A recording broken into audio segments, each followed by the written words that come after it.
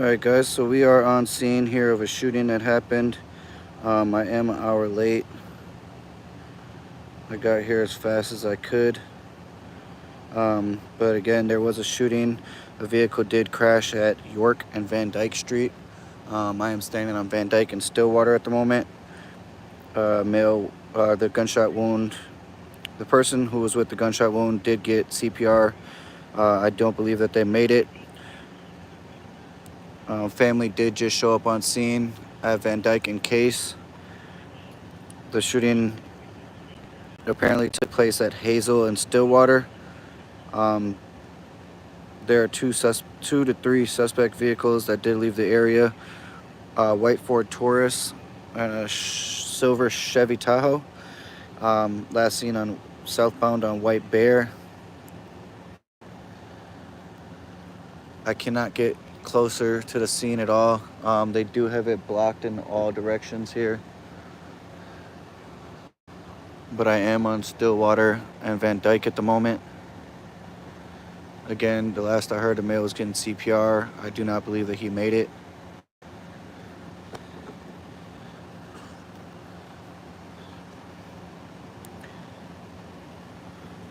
I just spoke with the Somali officer on the other side there, the Somali girl. I'm not sure her name.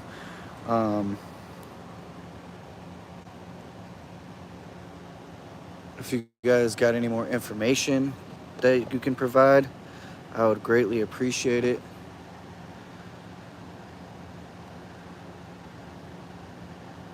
But again, there was a shooting over here on the east side on Stillwater.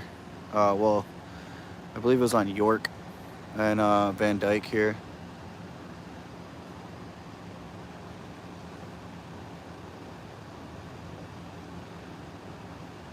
Appreciate if you guys shared the broadcast. It's extremely humid out here at the moment.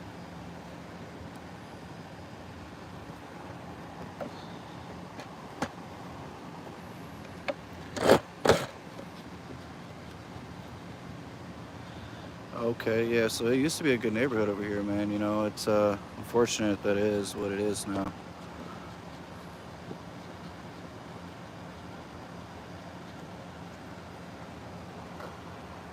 We do have a couple news crews here, or at least one, I should say.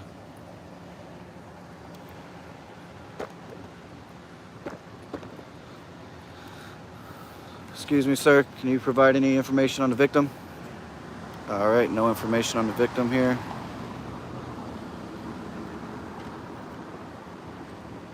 Cops don't like to provide any details, you guys. Like I said, I got here extremely late.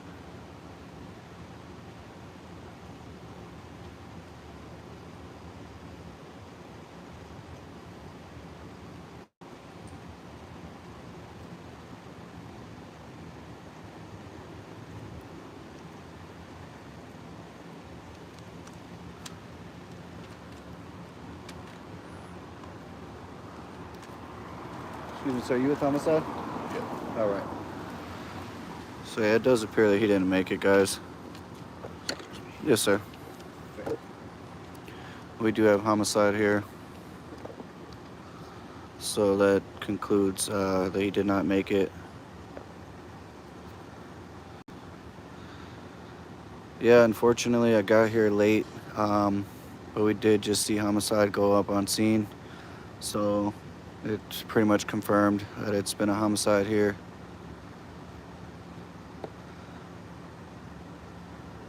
Again, we are on Van Dyke and Stillwater.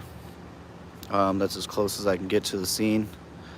They do have it blocked in all directions there, so I can't see much. I did provide an update on my YouTube community tab. Basically, he did say the male was uncooperative after their initial investigation, and they did say that the male was shot in the ankle.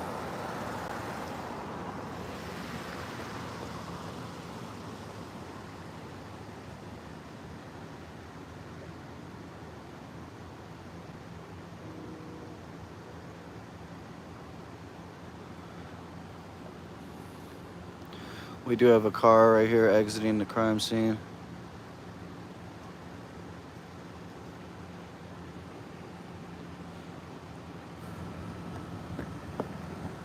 Not sure if there's any cops in these vehicles here.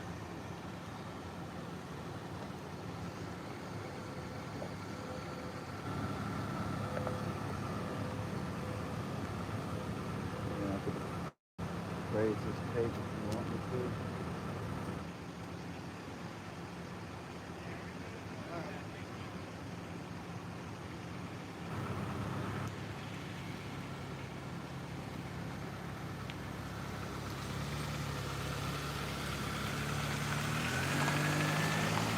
Oh, I just raised the tape for him so you can get out of here.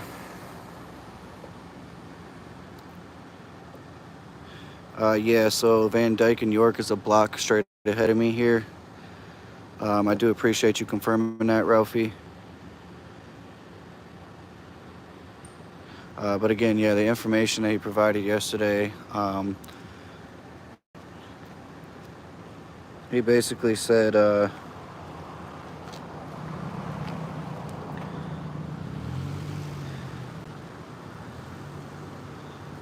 so in the email he sent me, he said his injury was not life-threatening.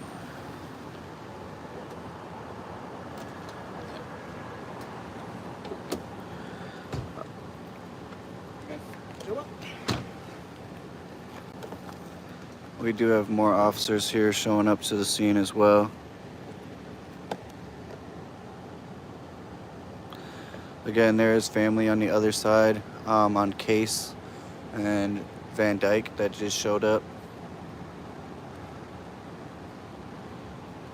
But he said just after midnight, our officers were notified of an adult male who was dropped off at Regents Hospital with a gunshot injury to his lower left ankle area, or lower leg ankle area. Officers went to the hospital and spoke to the victim, who stated he was shot in the area of the 1100 block of 4th Street East. The victim said he was possibly in relation to fireworks and someone being upset about them being shot off. The victim said he didn't want an investigation and became uncooperative.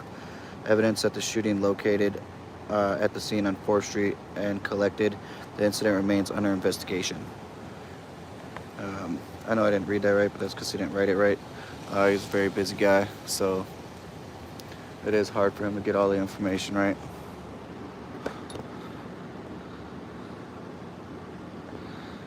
But again, this is the view I have. The police actually just showed up in another vehicle here, so they're able to light up the scene for me a little bit better. I mean, it kind of sucks with their lights on, but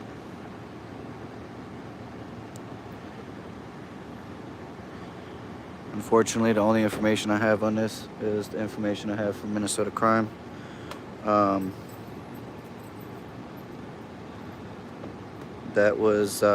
That squads were on scene with a vehicle that crashed into a tree near York Avenue and Van Dyke, and an occupant has a gunshot wound. CPR was started around 10:50 p.m. The shooting reportedly took place 1 block east near Hazel and Stillwater, and there are 2 suspect vehicles related, a white Ford Taurus and a silver Chevy Tahoe, last seen southbound on White Bear. There was a witness who said there was a 3rd vehicle, and they all left in a group.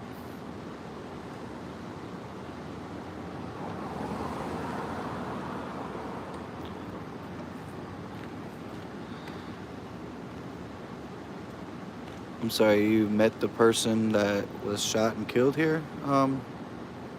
Or...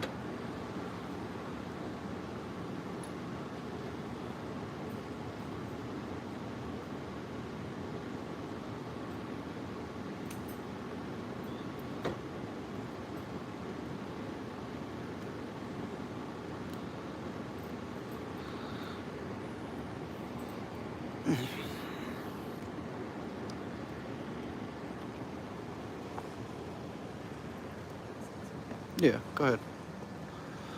It does appear we do have another homicide detective here on the case.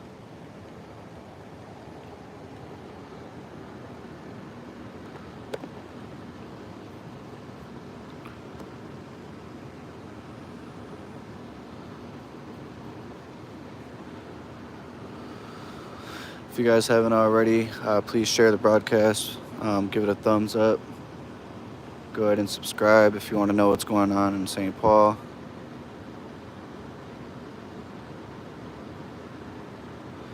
Again, we did have families show up on the other side there. We are kind of restricted here. They did do a two block yellow tape in both directions here.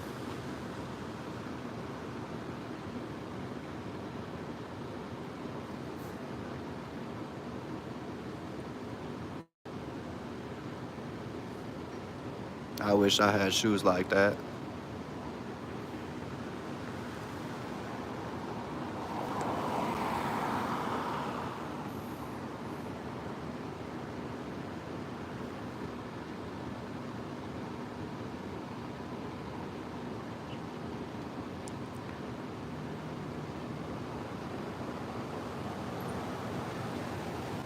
I'm not sure. I believe this is probably the 13th homicide. I may be wrong. Don't quote me on that one. She said, my feet hurt.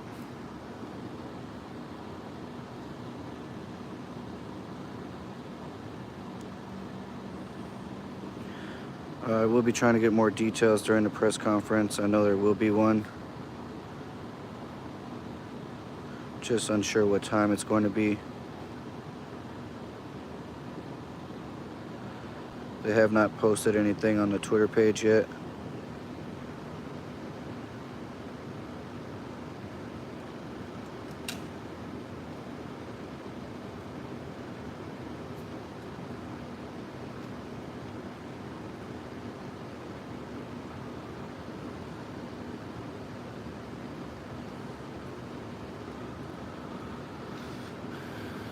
We do have just the one news station on scene here at the moment.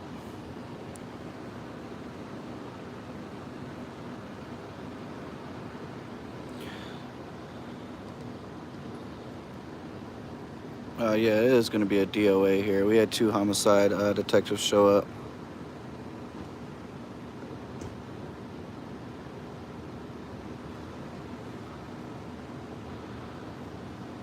Like I said, they did block it in both directions pretty heavily before I got here. Usually I'd be trying to get a lot closer. But they do have the tape up here connected to that porch there, as well as to this tree here. I was thinking about going in the alleyway there. I think there's more than that, Allison. If I'm not mistaken, there's at least 11.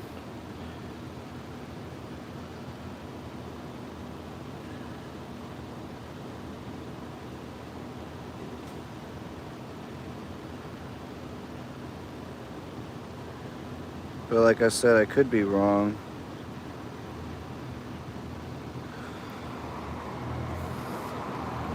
The humidity is out here. It's really killing us. You know, it's been getting more. Well, it's getting worse and worse.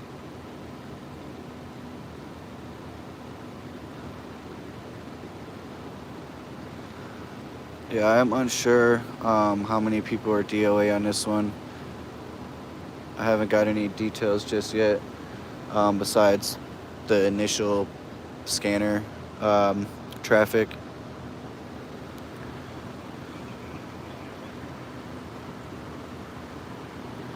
They are checking cameras in the area. They did find one possible one at 1885 Case.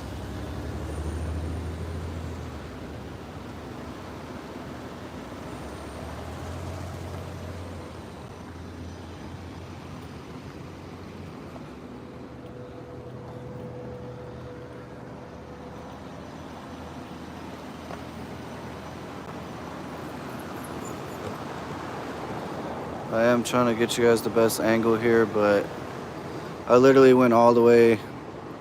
Well, I went a few blocks that way. The family showed up over there. They did not. They were screaming. The cops were trying to get them to back off.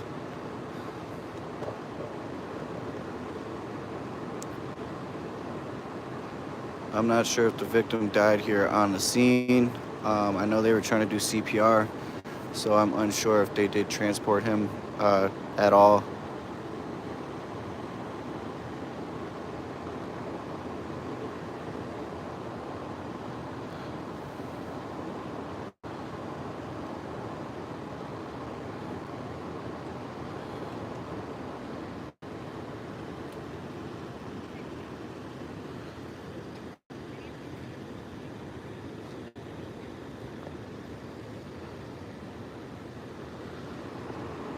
They are trying to block. They are trying to block off more streets here.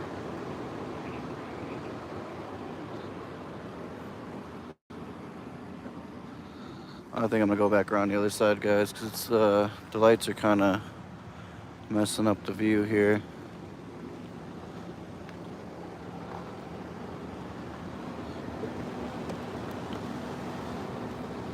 It's a little bit more doable in this spot here.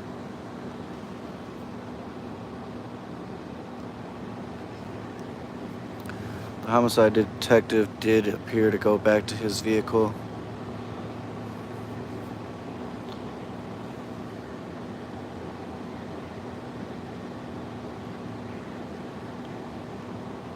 So apparently the media just also showed up at Hazel and Case. Excuse me, sir. Do you know if what time the press conference is going to be? I do not. Okay, thank you. Great.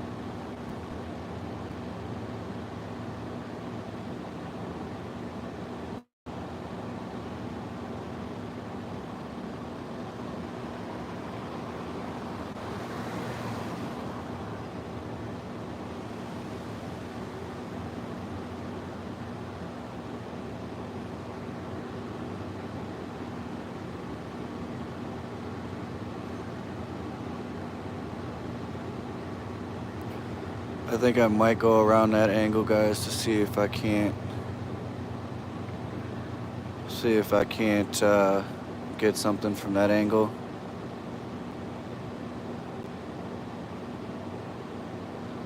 I mean, usually where the media shows up, they try to do the press conference there. I am actively checking on St. Paul Police's Twitter page, X page.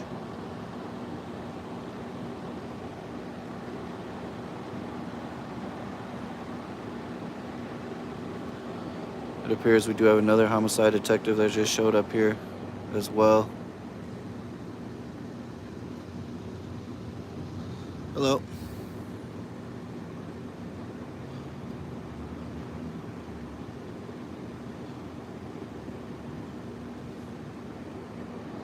Yeah, he had nothing to say.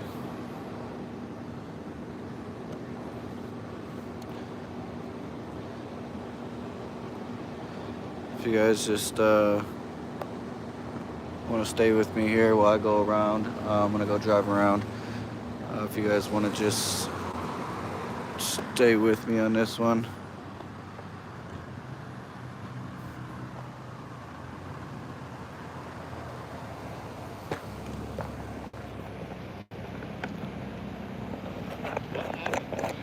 There was a shooting. Someone passed away.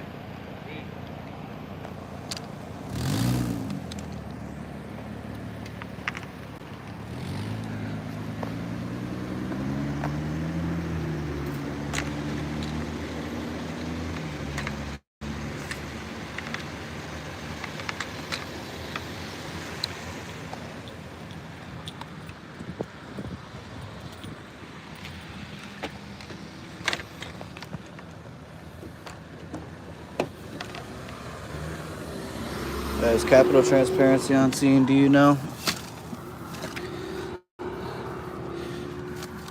you mind sticking this up there on the mount?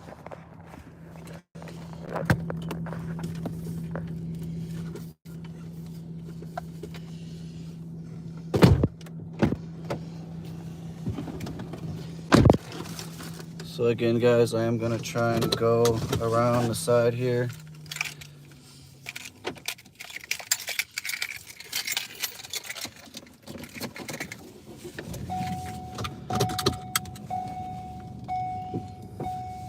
Yeah, I see Capital Transparency on I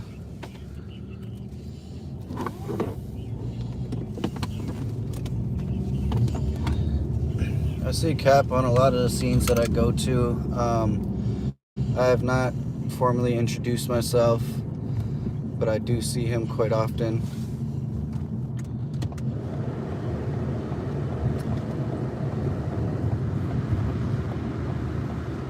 It did say that there was media showing up on Hazel and Case, so we were going to check it out and see if we can get a better angle here, guys.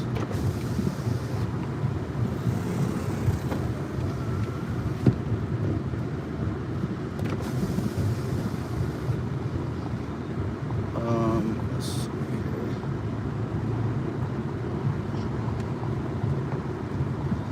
This alleyway to my left could have been a good spot to check out.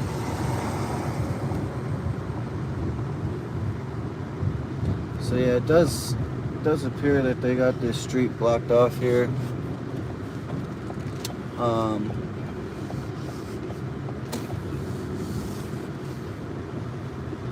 I am going to slide around to the other side here and go through the alleyway to see if we can get a view from there, because I don't believe I'll be able to get much from this side. I was already on this street, but on the other side.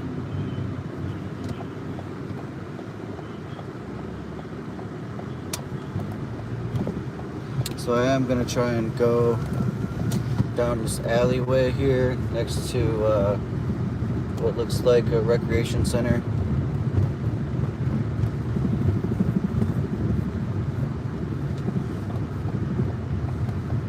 When I talked to one of the officers, she did not tell me where the actual incident occurred.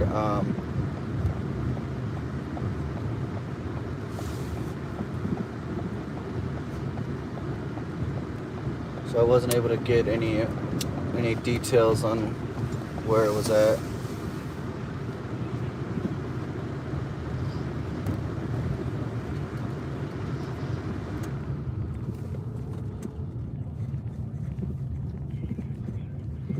They do have a drone up in the air, guys. I don't know if you guys can see that or not, but they do have that drone up there.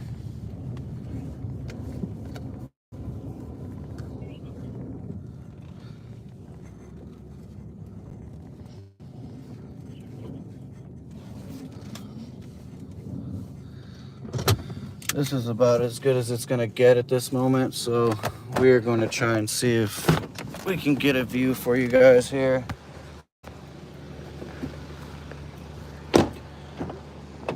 If not, I might have to go around the other side.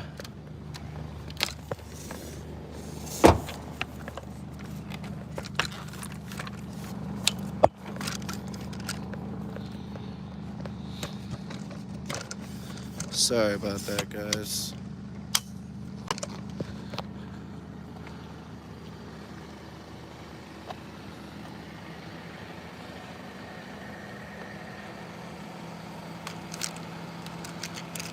So yeah, I mean, there's a drone up there, up ahead.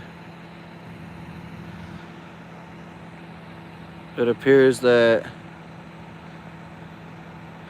they do have this blocked off, this whole field blocked off here.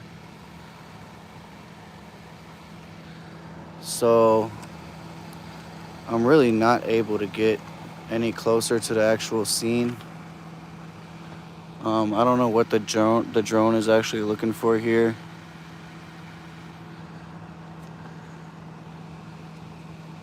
But like I said, I'm not able to get any closer. It does appear that majority of the cops are right there in that direction.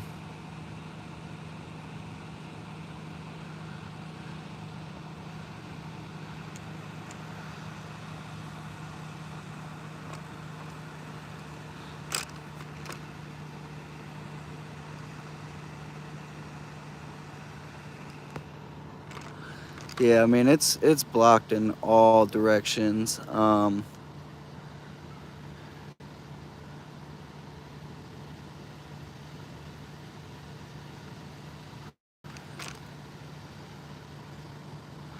really unsure where I can get the best view from. I know the family is over there on Case and Van Dyke, so I'm not trying to get really in their face and get them on camera because I understand it's an extremely tough time for them. Um,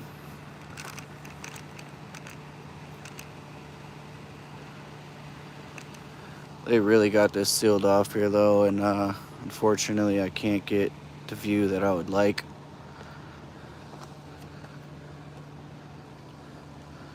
That light is extremely bright, guys.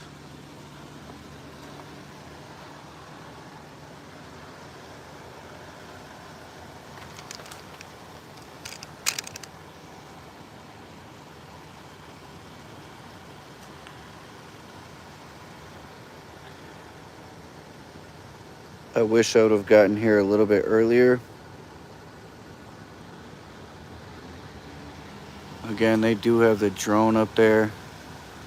I am unsure what they're looking for with that one.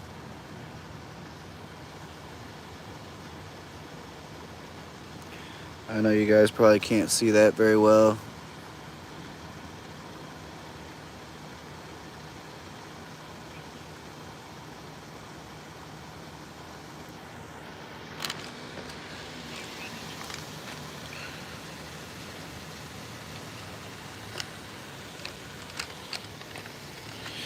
Just bear with me, guys, so I can set up this tripod here.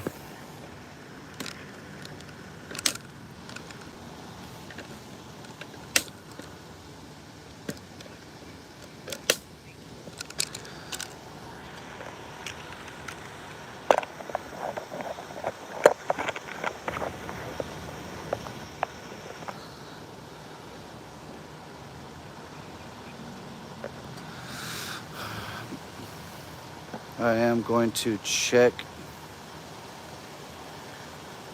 the X page to see if they posted anything yet.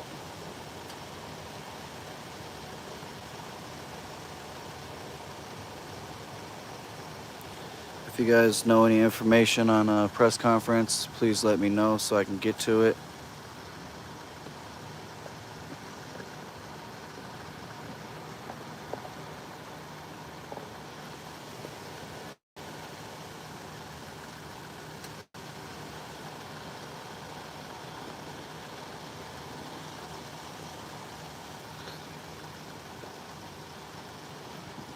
Mosquitoes over in this spot are crazy.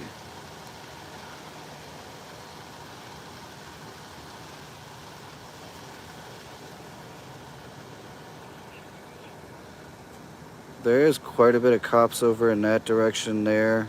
But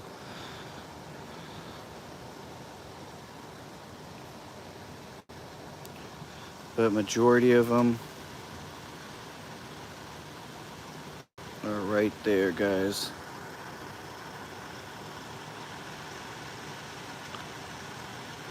And I can try to block out that white light as best as I can.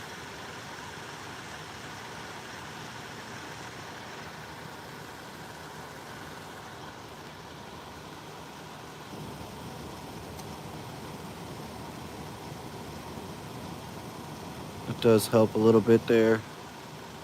I know those blue lights ain't much better.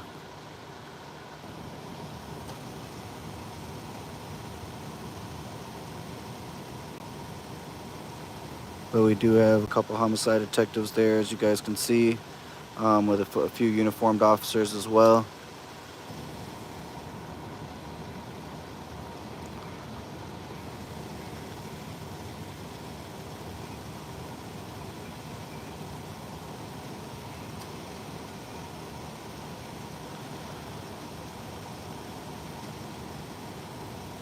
They do have a description of two black males with a light colored hat, based off of video description. That's all they have so far.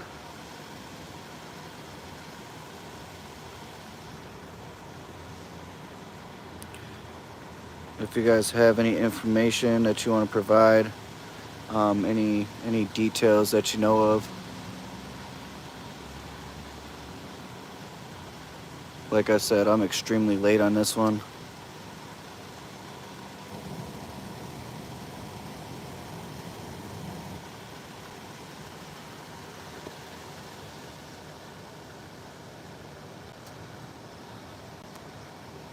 I do appreciate it, you guys.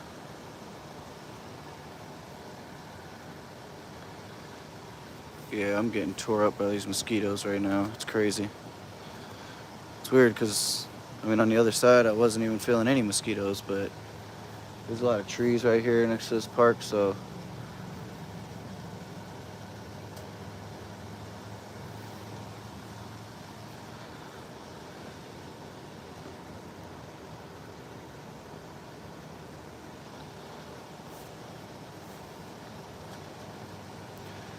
I think I might get back in the car, guys, and try to get, I think I might try to get over there on the other side. I might have to do a walk up, so it is going to take me a second.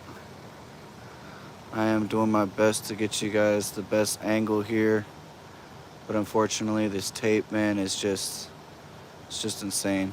So I am going to do my best to get you guys the best angle.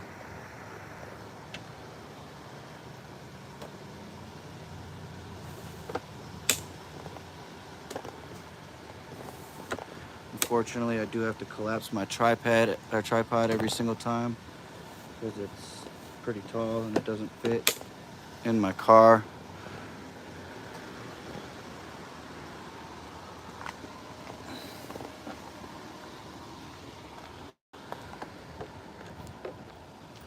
Still a lightning show out here though, guys, and it's pretty humid.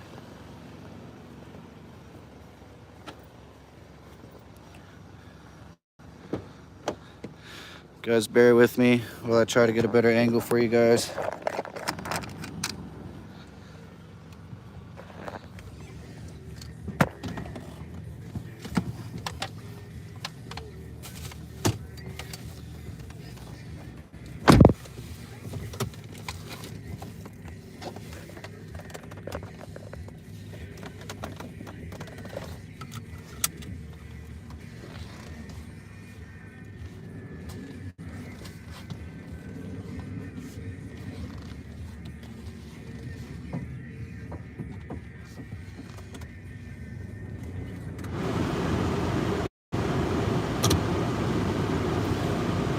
Like I said, it is extremely hot out and humid out, guys, and there's a lot of bugs out there right now. I am working on turning around here so I can get you guys the view you guys deserve.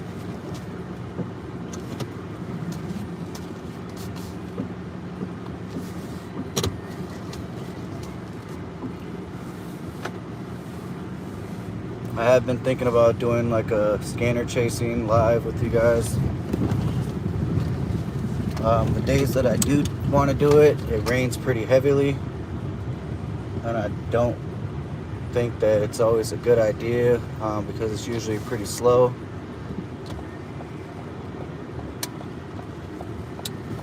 But I am thinking about parking over here and doing a walk up.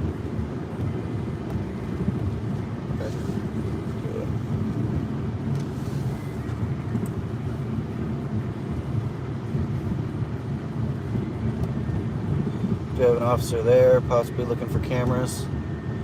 I've came across him a few times.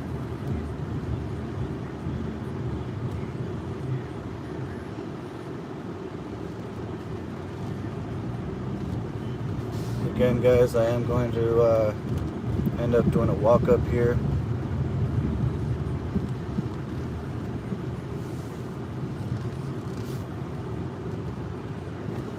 I don't have any choices at this point because they got the tape blocked off pretty heavy.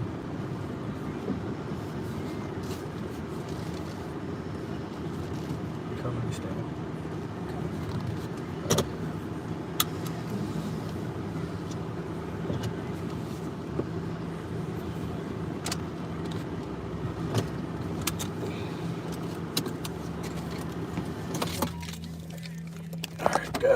I do appreciate you guys sticking with me throughout this. It's definitely hard trying to get the best angle here.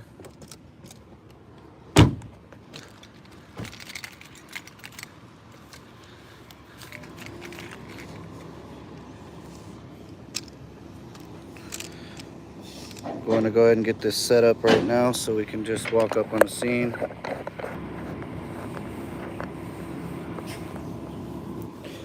Definitely got to clear the camera. What's that? Yeah. Like I said, guys, the mosquitoes are out here pretty crazy.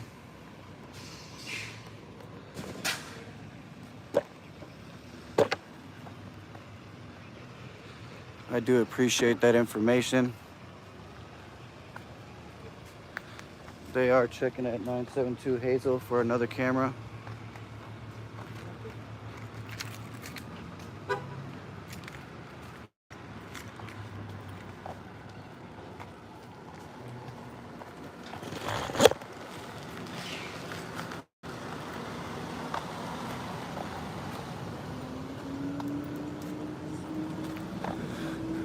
So right now,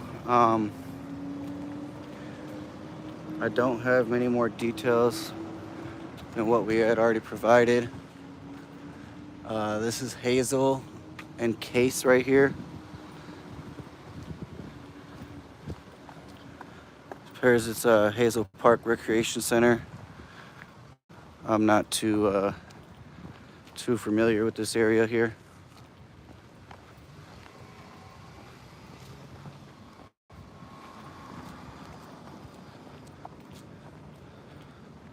Wanda, it's been a while. How have you been doing?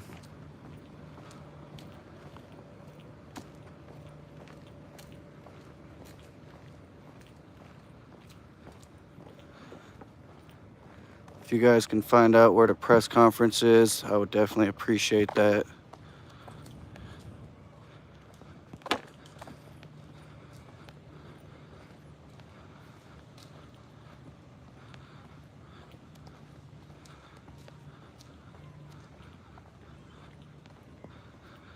Yeah, I had to clean the damn camera because it's extremely moist out here.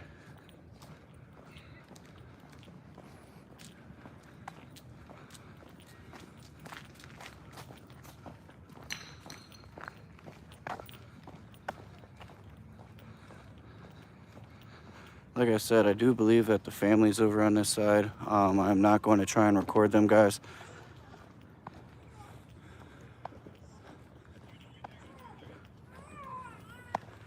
There is a lot of cops over here.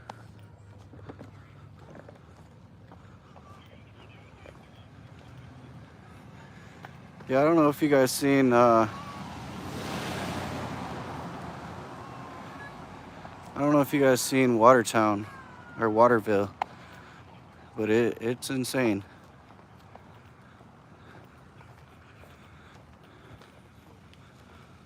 So yeah, I was just in that alley where those lights are, those bright lights. Couldn't see much from over there.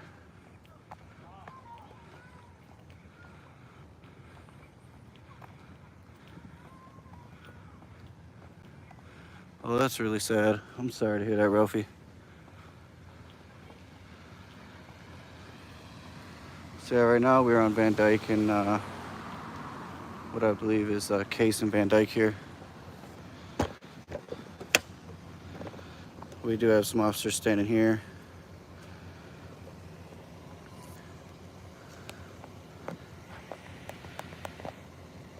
Again, it doesn't appear that we have a sight of the scene here, but we do have multiple officers standing here.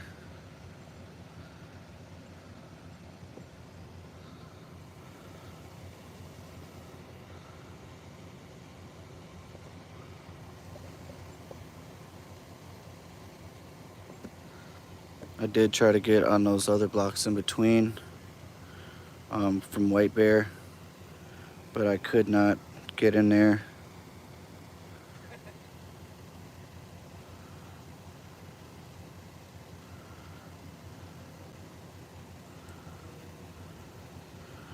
None of these cops seem to know when the press conference is going to be.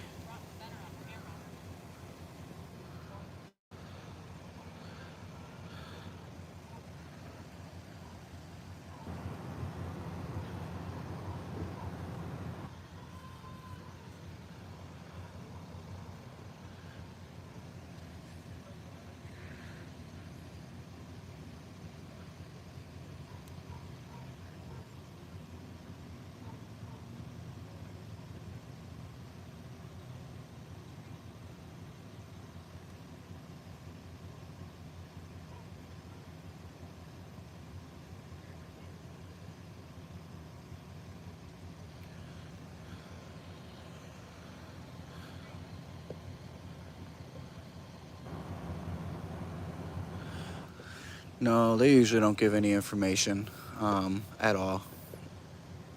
In reality, they just give me attitude. So a lot of the times I choose not to even ask anymore. Um, every time I ask about, the press conference, they tell me they don't have no idea, as if they don't know.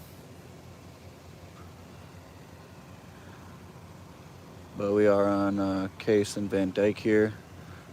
There is a few family members over here on scene. I'm not going to record them.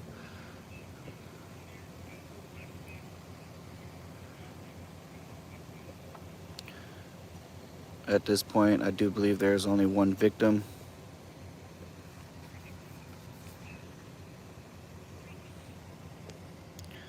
We do have multiple officers just sitting here in the car.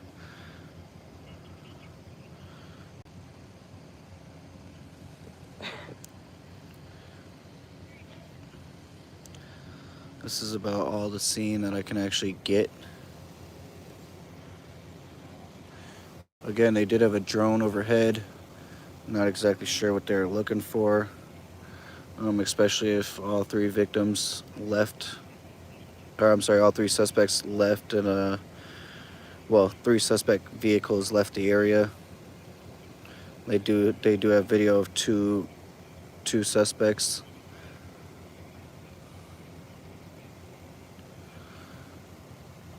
They are canvassing this whole area for cameras at the moment.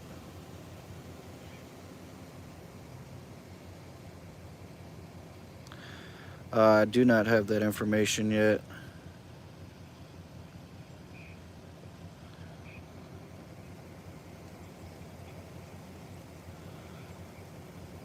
So they're looking at some footage, and there were some shots in the background at 22:39 on the footage.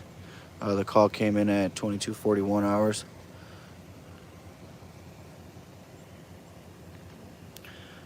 They were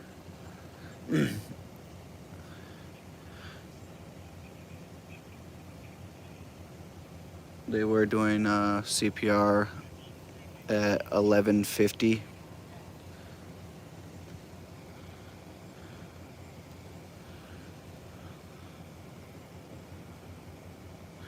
Yeah, I'm sorry about that. I am doing my best to try and keep the camera clean, but it's really, really moist out here.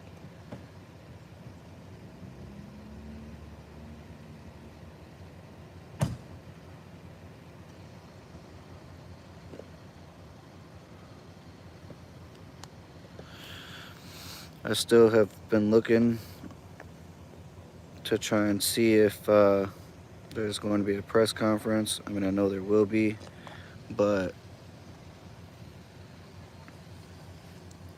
they haven't posted anything about one.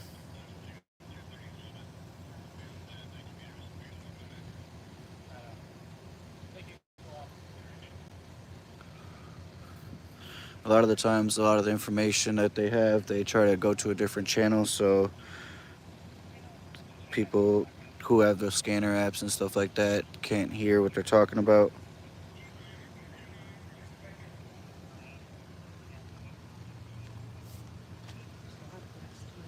Oh, I know. Yeah, there's a lot of mosquitoes on this side too, guys. For some reason, on that further side across there wasn't any at all. There's a lot in the alleyway too.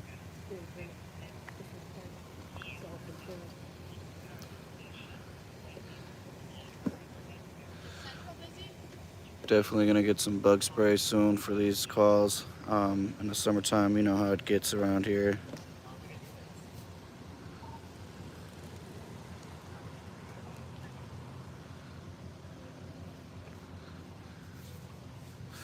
I would say 50% of the time, what cops do is kind of just stand around and talk.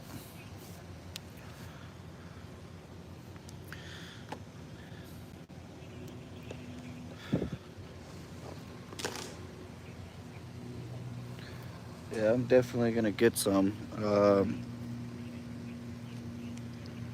These mosquitoes are crazy, you guys. I'm not even gonna lie. You can literally see them just flying around everywhere in the air. And unfortunately, it's too damn hot to be wearing long sleeves.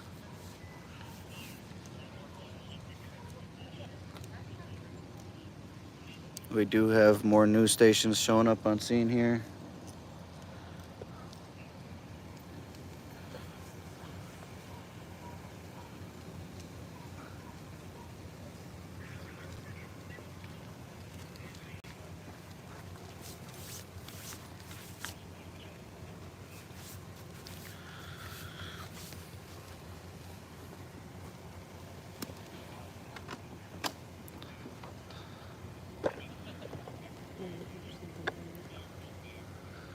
They are looking for, it could be shell casings, or any other evidence that they need. But if you guys can see that cop there,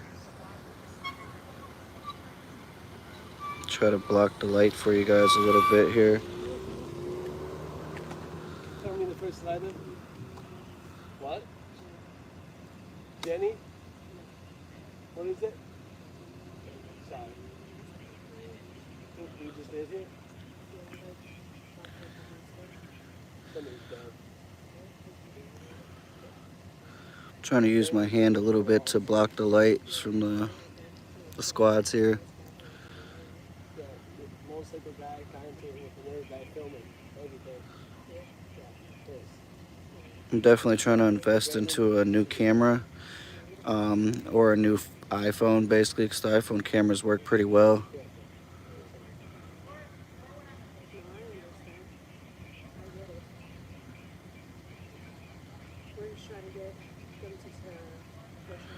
But they are looking for any other evidence that they can get at this moment. Okay.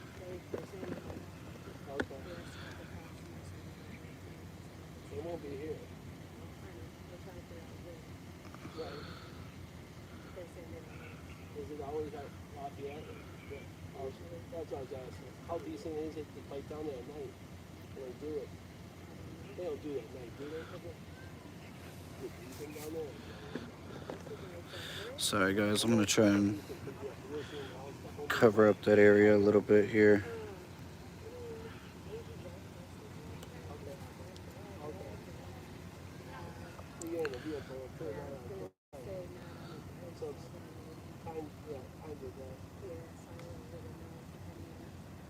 It's hard to cover it without actually covering up what's going on here. But we do have 3 homicide detectives on this case here.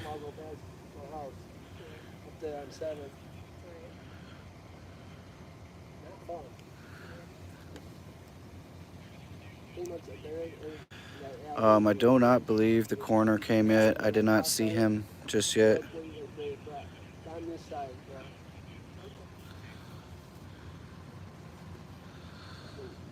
You guys hear years ago when somebody died on the ball field? This ball field, somebody died on the ball field. I think it was like 2 people, but I don't remember what year. Okay.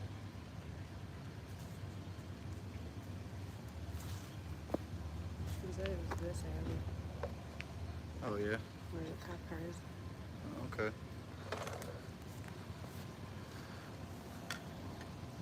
Yeah, I mean, it's possible, guys, that it did happen in this alleyway here.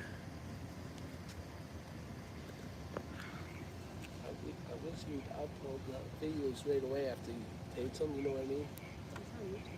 Oh yeah. Oh, it is? Okay. I go on to your channel and I don't see it on the channel anymore. Okay. when Okay. you're up there usually. Okay. Well, but when I go on their channel, I don't see it. We do have the Street's the same homicide property. talking to the Okay. victim's family over there.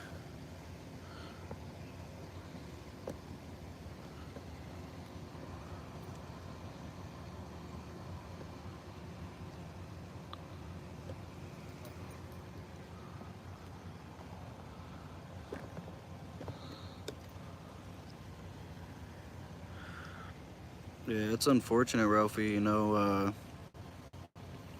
the neighborhood in the east side used to be really nice.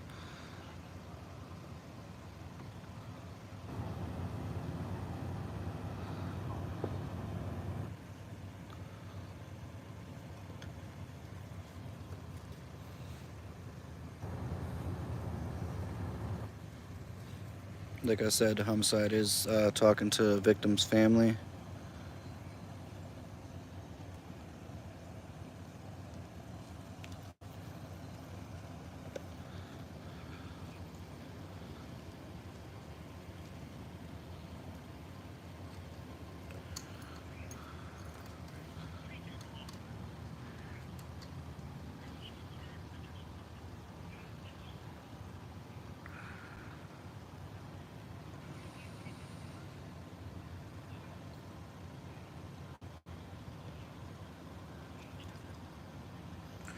They still have not posted anything on their Twitter page as far as the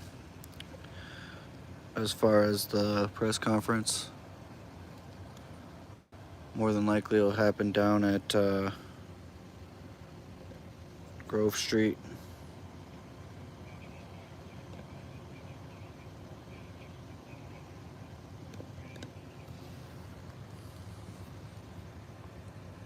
If you guys go down there, will you guys come back up here after or no? Depending on if it's still going on. Okay. Yeah, I went to Humboldt High School on the west side. You know, I stayed there all 4 years. It was all right. Before that, I went to Murray Junior High School, which was a lot different. You know, a little bit more upscale over there in that neighborhood.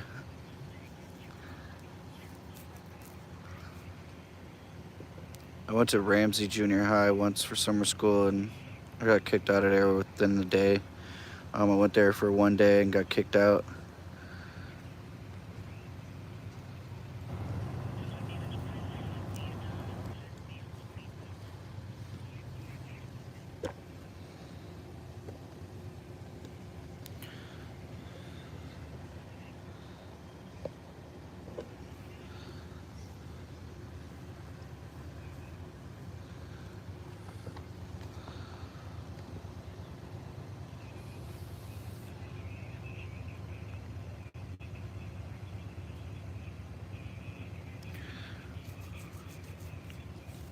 Pretty much all E squads are tied up here at this scene. They are asking for assistance from Central and West squads for the next few hours.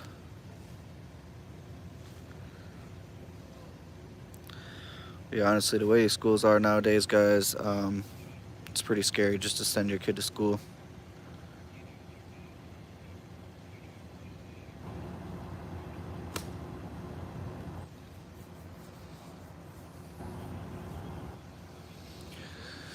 I would say this is probably as close as I can get to the scene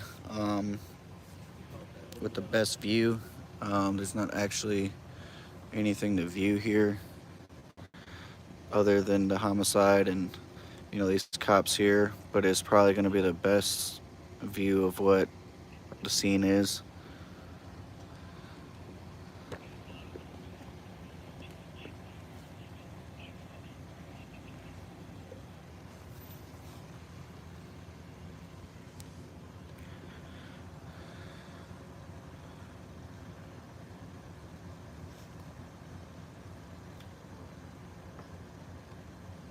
How do you know it's one of their family members? So that it could be anybody.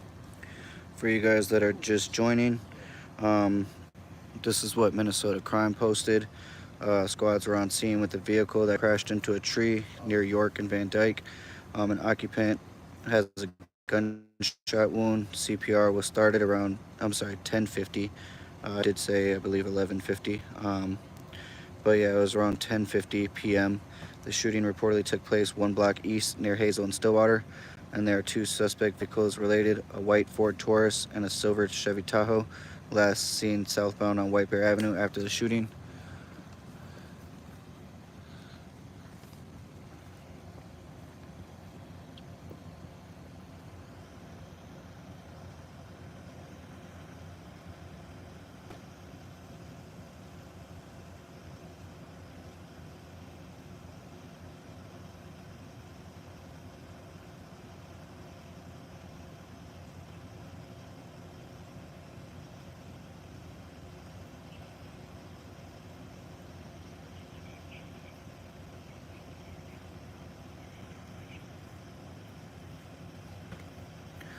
I do have a lot of footage that I haven't posted yet. I'm working on editing it.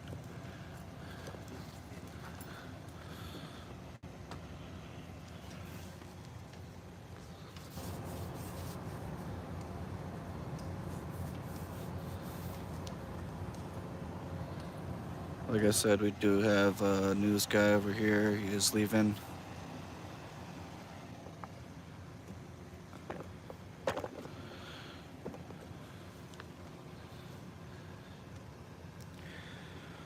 Darren, as of right now, the temperature is 73 degrees. Supposed to be 70s pretty much all night. It drops down to 69 around 5, 6 a.m., but it goes back up right at 7 a.m. to 70. Tomorrow it's going to be a high of about 83, but it'll probably get up to like 87 with the humidity.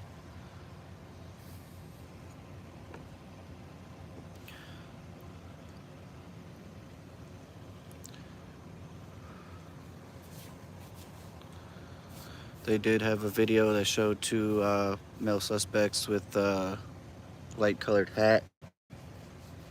That's about all they have for the description, besides the vehicle descriptions.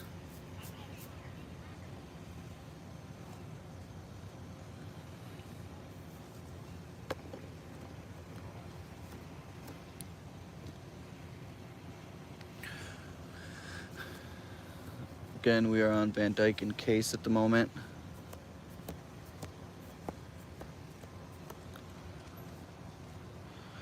I am just waiting at the moment to see when this press conference will be so I can get to it.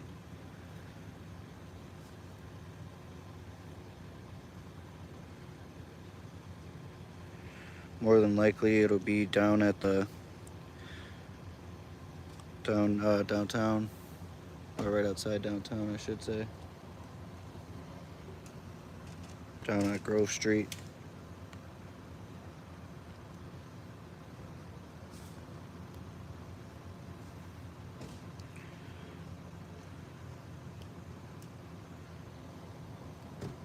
They have not updated the Twitter page at all.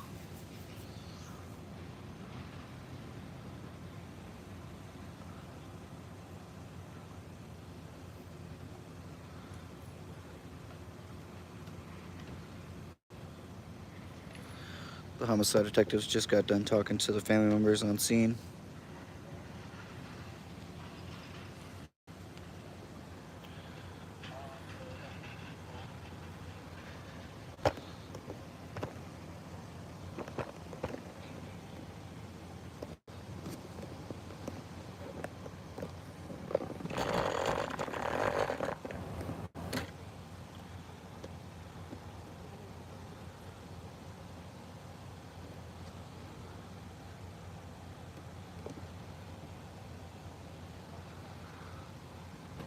We do have 3 homicide detectives working this case here.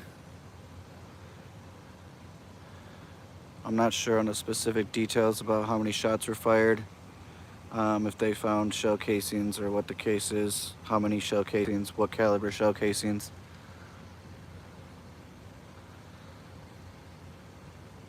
All I do know for sure is one person is DOA.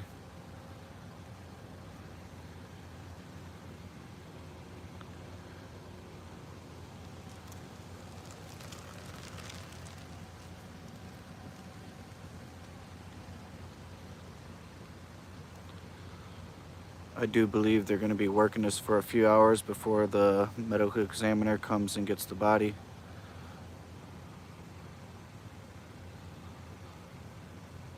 The last time I was at the murder scene, it happened at 1 in the morning. They didn't come retrieve the body until about 7.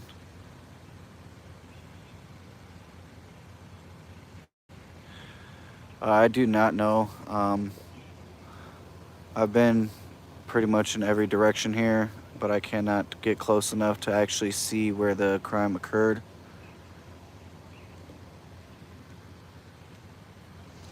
When I first got on scene, I talked to this lady here, and I asked her where exactly the crime occurred, and she said that she couldn't tell me. I honestly don't have a good relationship with her. She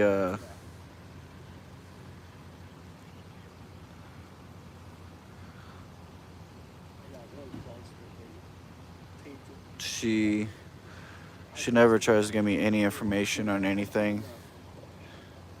They did just have a call come out for a 200 Winthrop over on the east side here for someone who said he's going to come shoot the person who was there.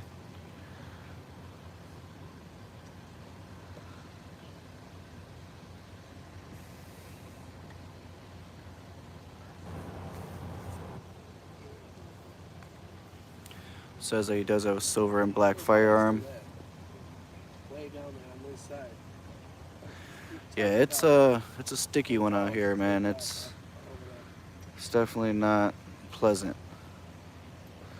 Excuse me, sir. You got any details on where the when the press conference is going to be? We do not yet. Okay, sounds good. Thank you. Yep. So as of now, they do not have the information for the press conference. I am doing my best to get that information for you guys so we can get there to it. I have learned my lesson from the last press conference I was at. My Wi-Fi was on, or I just didn't have good service. So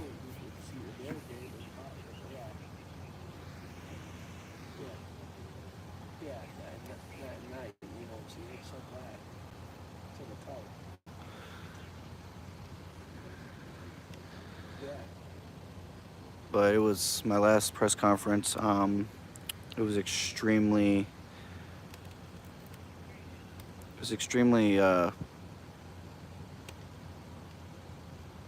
what it was pixelated.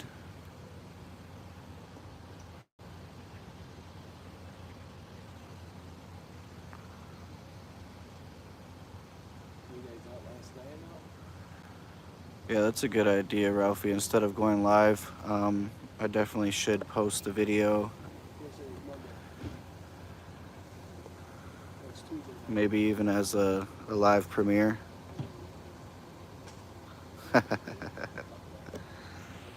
You and me both, Ralphie. You and me both. Got a few sausages on my hands as well. They are still looking for any evidence they can find on the scene. It is now 1 a.m. Tuesday morning.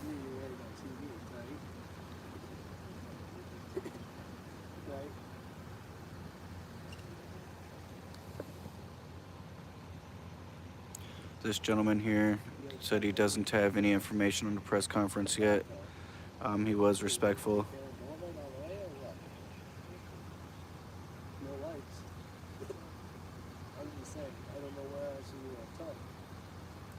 If you guys haven't checked out the video that I shared earlier tonight, it wasn't something I recorded. It's something that someone else put together with body cameras.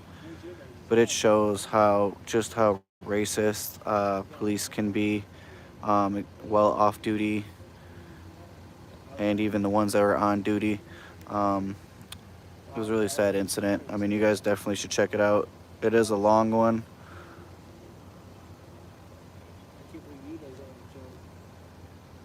It is a long video. It's about 50 minutes long, but you guys definitely should check it out. It's not in St. Paul, but I felt the need to share it. I did watch it all, and I was just blown away by pretty much by everything in it.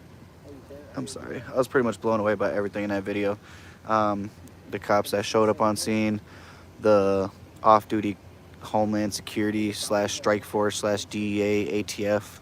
Uh, they were they were really just insane by trying to detain a man illegally and blaming him, saying that he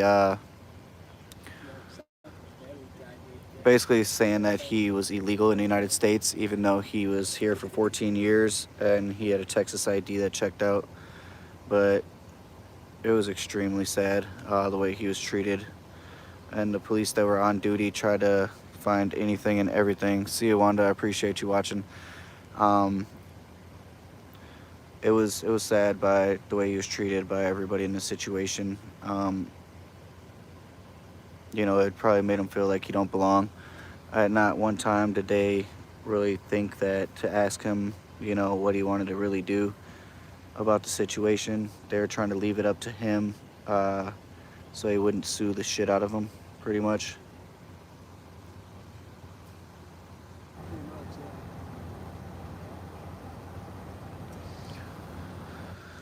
You see the cop down there? Yeah. That's what we're looking in case I'm telling you, if you go into that area, you might be able to see it back here. I can't get in that alley though. Walking? They blocked it. Um, So yeah, I'm thinking it happened right here outside this alleyway, guys. They've been looking pretty heavily in this area here.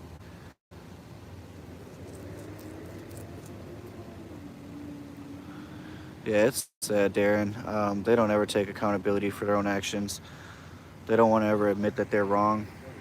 There's a case that the Hennepin County medical examiners were investigating in Maple Grove, I believe, where a kid was he was pretty much beat to death, in my opinion, with two of his friends that were drinking in the alleyway, or I'm sorry, not the alleyway, but the basement of their apartment. And basically, the medical examiner that did the original autopsy pretty much said that he died from sudden. It was just a sudden death that was. I mean, there was no explanation for it. Sudden, unexplained death. But I mean, in my opinion, you know, he had black eyes. He had all these bruises around his lips. He had a busted or bruising around his nose. His lip was busted and bleeding. Basically, it did appear this officer just took a hit and threw a cigarette. He came out of the car coughing. Not too sure, but it did appear that way. But basically, you know, the Hennepin County medical examiners didn't want to admit that they were wrong, but they did do, they exhumed the body. They did do another 2 autopsies from independent sources, and they confirmed that it was homicide. So they still don't have enough evidence to charge the 2 people involved, but there was a video from the back of the squad car from one of the friends saying, "I killed Rob." You guys definitely gotta check out that one. It was a really sad situation. It honestly smells like weed around here too, Ralphie, so it's kind of crazy. It blows my mind.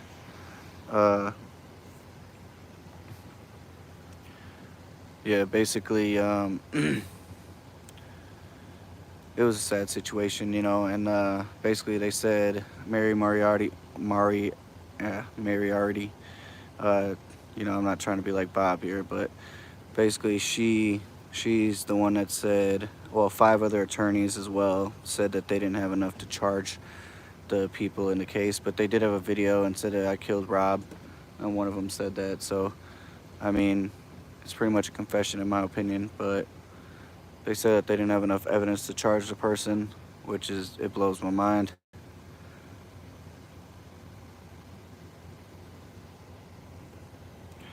But they are focused on this area here. So, I mean, I don't know why they blocked it so far in that direction down there, but not this direction down here, if this is where it occurred. most of the media has left already, so I do believe that it's going to be downtown at Grove Street. So I am just still waiting for that information.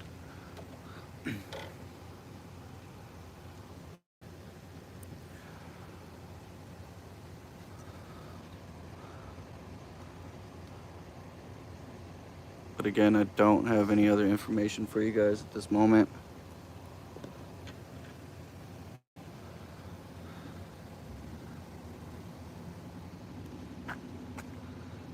We do have a few officers standing here still.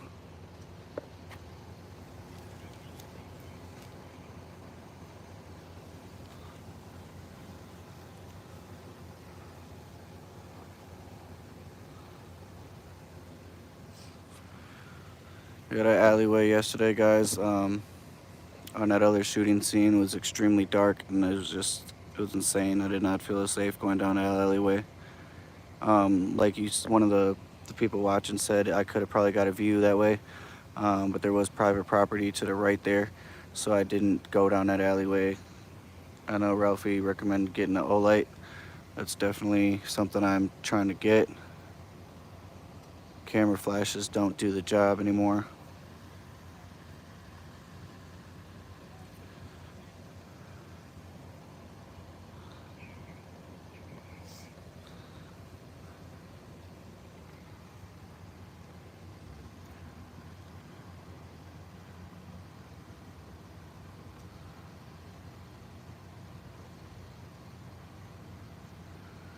I did email Mike Ernster already, trying to see the details on the press conference. He has not gotten back to me yet.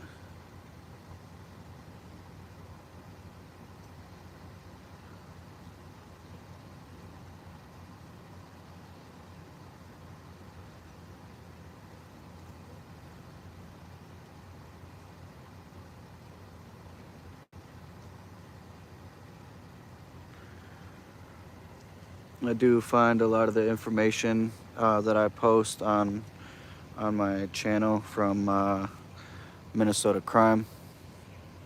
They do an extremely great job on getting the information out there for everybody. If you guys are just coming to the broadcast, the details on this one are going to be that there was a shooting. Squads were on scene with a vehicle that crashed into a tree near York and Van Dyke. Occupant inside had a gunshot wound. CPR was started around 10:50 p.m. The shooting reportedly took place 1 block east near Hazel and Stillwater. There are 2 suspect vehicles related, a white Ford Taurus and a silver Chevy Tahoe, last seen going southbound on White Bear after the shooting. That is about all the details that I have, other than I believe there was 2 males. I'm not sure exactly if they're black males or not. I believe that's what they said, with a light colored hat. That is all the description that they gave.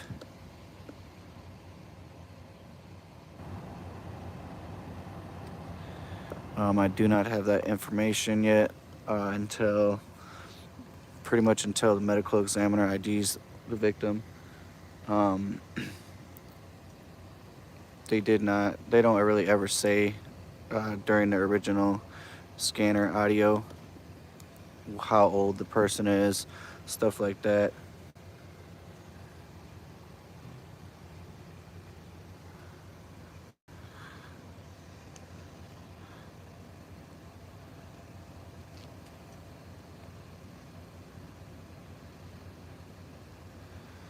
But it is hard to find any information until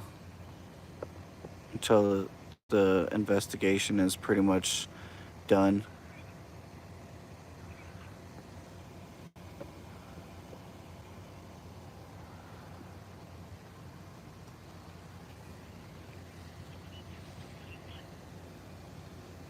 It does seem like the mosquitoes have chilled out a little bit here.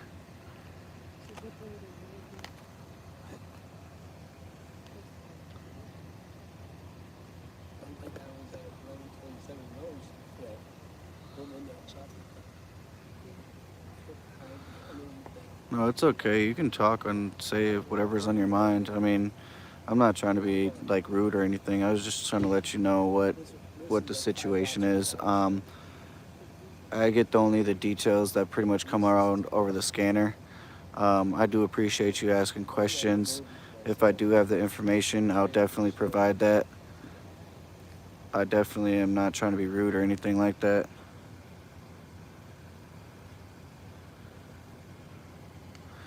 Feel free to ask anything you want. If I do have the information, I will provide it.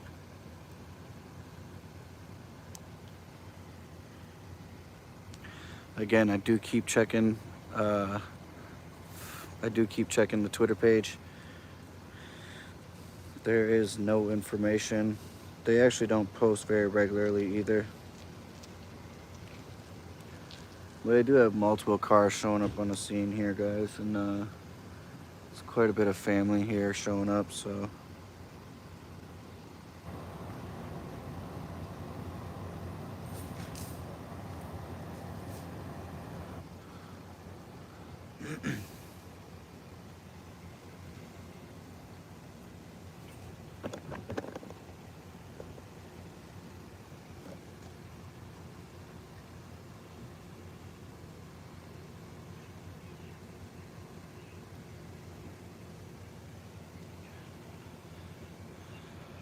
I am going to go around the other side though, guys, and see if I can't get any other footage from the other side.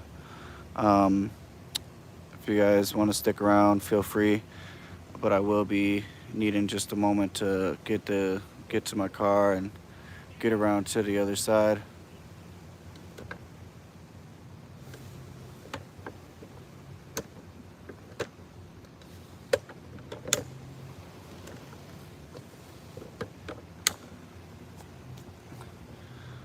Well, I'm gonna go on the other side. Which way do I go? Just this street over? Yeah, probably. Yeah, it's the other side. It might be safer on that side too. Yeah, definitely. You guys walking or driving?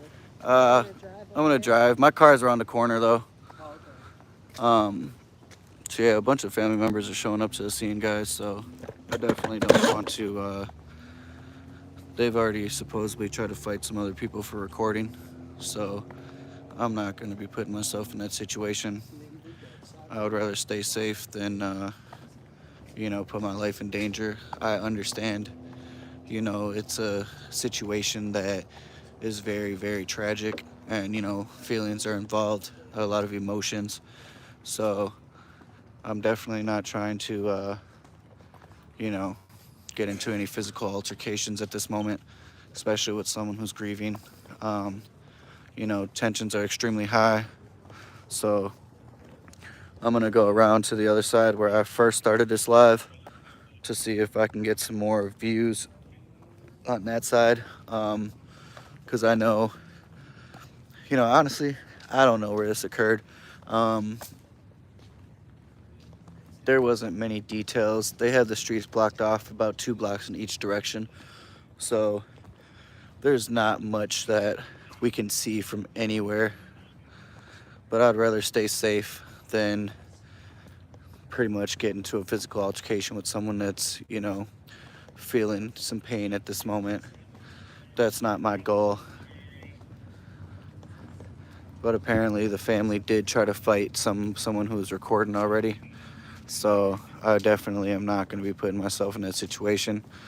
I know some of the other people that do this, like, Cap, I believe it's Cap. It might be Jason, but I'm pretty sure it's Cap that carries his piece with him. I used to when I first started doing this. I do not anymore. I don't want to be the next victim of the police guys. Cap, I believe, open carries too in front of them, and I don't need them being, the way they are. I already feel like they're gonna try and get me for walking out with a tripod, So, I mean, I've seen worse, cops in the situation, they get really antsy. So I definitely do not want to be the next victim of the St. Paul police. And I sure in the hell don't want an Acorn situation to happen. Again, this right here is Case. And it appears to be Case and Hazel, right outside the Hazel Park Recreation Center. These trees are kind of blocking the street signs, but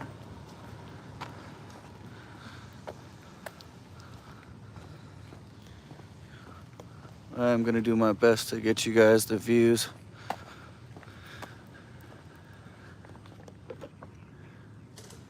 Yeah, that acorn situation was extreme, guys. I never thought, you know, huh? I never thought that I could that I would see anything like that situation happen. What field it is? Yeah, it's Hazel. Jimmy said somebody died a few years back in that field as well. Oh yeah, Ralphie was telling me that someone he knows got killed over there in that baseball about 9 years ago. Yeah, he said somebody died in that field. Yeah, it's unfortunate, you know, that things like that happen here. But he remembers that. Yeah, I was just on scene with Jimmy, the guy that's always riding the bike on the east side. I'm sure you guys seen him once or twice. He's always around, guys.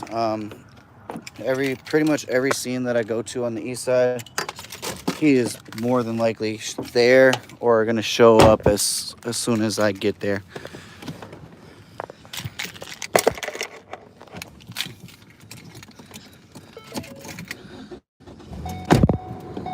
But we are gonna go around the other side where I first started the live to see what kind of views we can get here.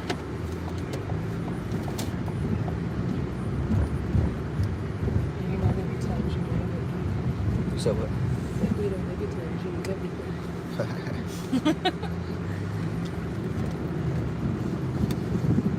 I usually go around doing a scanner chase-in with my sidekick. She does a lot of, sometimes she does a lot of the recording when I'm not available to do the recording because I'll be driving, and we'll do a quick drive-by and she'll get the footage. Some of my videos that I got, some of the videos that I got with the most views, actually, she has taken them. I did a lot of the editing, but she did do a lot of the actual video footage, getting the video footage for me. So I do give her a lot of the credit. We do got Jimmy right in front of me here. I don't know if you guys can see him there, but he does need to get some lights on his bike. That's very dangerous.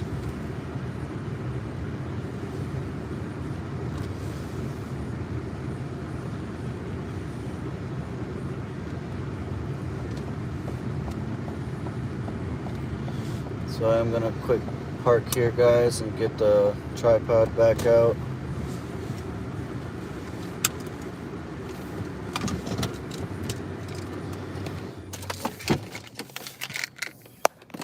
I do appreciate you guys sticking with me this far. I know it's been a long one. I am going to check here in a second for the press conference again. Sometimes they put out the information, like, I would say 30 minutes beforehand.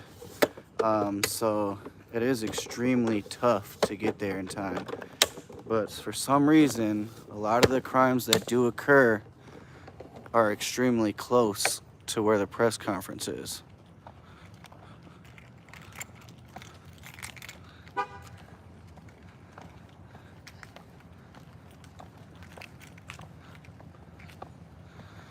Yeah, I'd appreciate it if you guys got along. No one means any harm on my channel. Hopefully you guys can definitely get along. That's what I want in this world, is peace. You know, it'd be nice if my channel didn't exist. Unfortunately, it does. And unfortunately, the crime does occur. But it would be extremely nice if it didn't happen.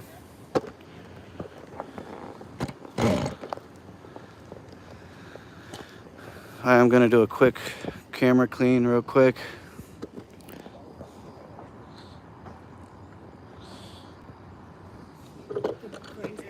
see it? Huh? Forensic van? What'd you say it was? The forensic van. They come this way. Oh yeah, so we do got the forensic van on scene over on this side, guys. I don't know if you guys can see that.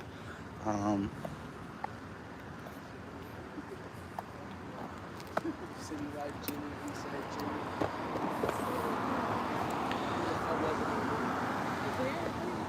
But we do have the forensic van there.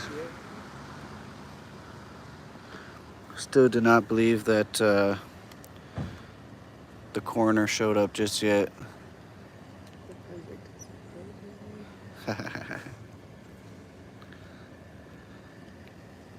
go.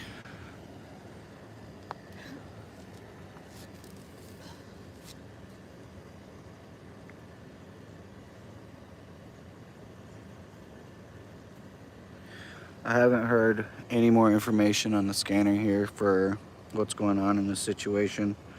So I'm pretty much in the dark on that one. If you guys can possibly figure out where and when the press conference is going to be, I would really, really appreciate it. If you guys haven't seen already, the victim that happened on June 17th, or I'm sorry, it was June 12th. If you guys haven't seen the information on that victim, he was identified by the Ramsey County Medical Examiner as Sadapur, 21, of Roseville. And there was an Asian male suspect in that case.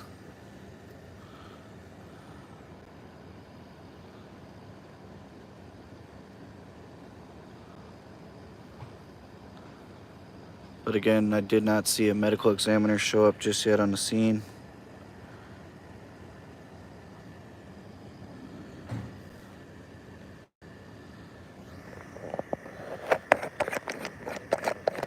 Sorry guys, there's an earthquake going on here. I'm gonna clean my camera one more time. The humidity kills the lenses out here, man. It's extremely hard to get some good footage.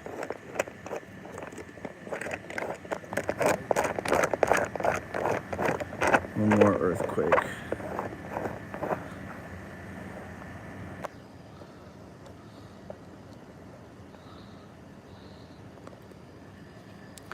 Alright, sorry about that, guys.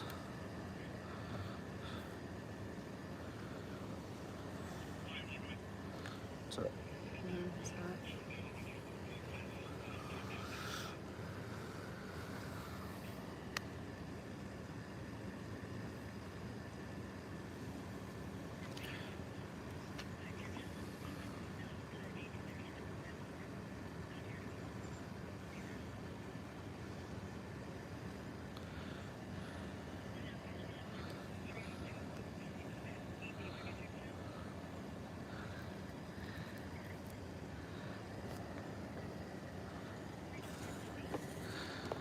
hey, Boycott, how's it going?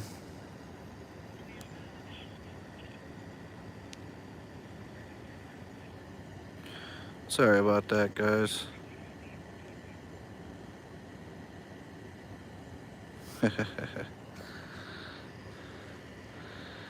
I'm sorry, Marion. I try to do my best to get these lights out of here, but unfortunately, they're just everywhere.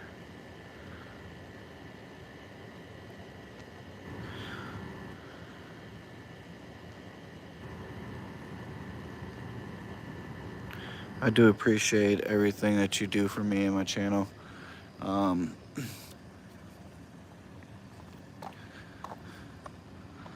They didn't have this cop car here before with its lights on, so it does kind of block the view a lot more than it did before.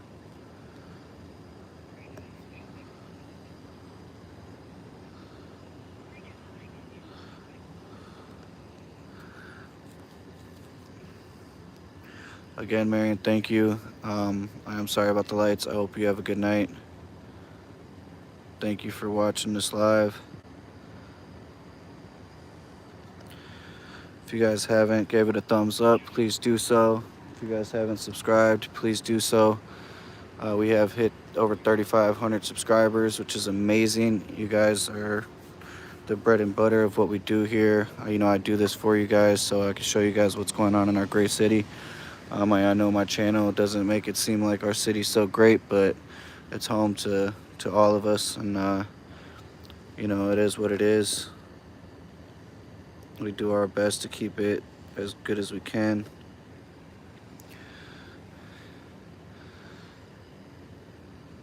If you guys don't know, you guys can email me tips on videos, as well as any ideas you guys got at streetsofstpaul22@gmail.com. Any donations are accepted at Streets of St. Paul 1 on Cash App. Can I start it up? What if more than enough to your permit cut things and everything like that? Not really, no. You know, you're gonna put them out to I don't know. shop right before this. They can get cut big. We're closer, you know? There's not going to be much I can see from those angles, though, We're because they have it all blocked off. put your shit like that.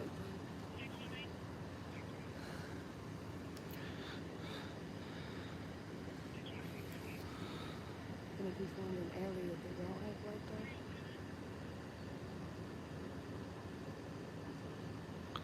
Trust me, they do a good job of blocking us off. They make it really hard for you to get anything. Yeah, I mean, from what there is, guys, there's not much new information. Like I said, 3 homicide detectives were out here, so you know for sure that someone passed away. Minnesota Crime originally posted the information, so you guys should check them out. They do post a lot of good information about St. Paul. Right now we are standing on Van Dyke and Stillwater. What was said on Minnesota Crime's page was the squads were on scene with a vehicle that crashed into a tree near York and Van Dyke. An occupant has a gunshot wound. CPR was started around 10:50 p.m. The shooting reportedly took place 1 block east near Hazel and Stillwater. And there are 2 suspect vehicles related, a white Ford Taurus and a silver Chevy Tahoe, last seen southbound on White Bear after the shooting. Again, White Bear is going to be here on our left. So we are just east of White Bear.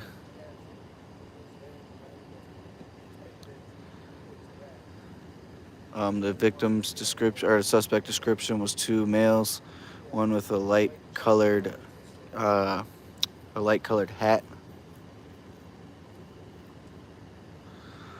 I'm sorry. That's unfortunate. I already added her as a moderator.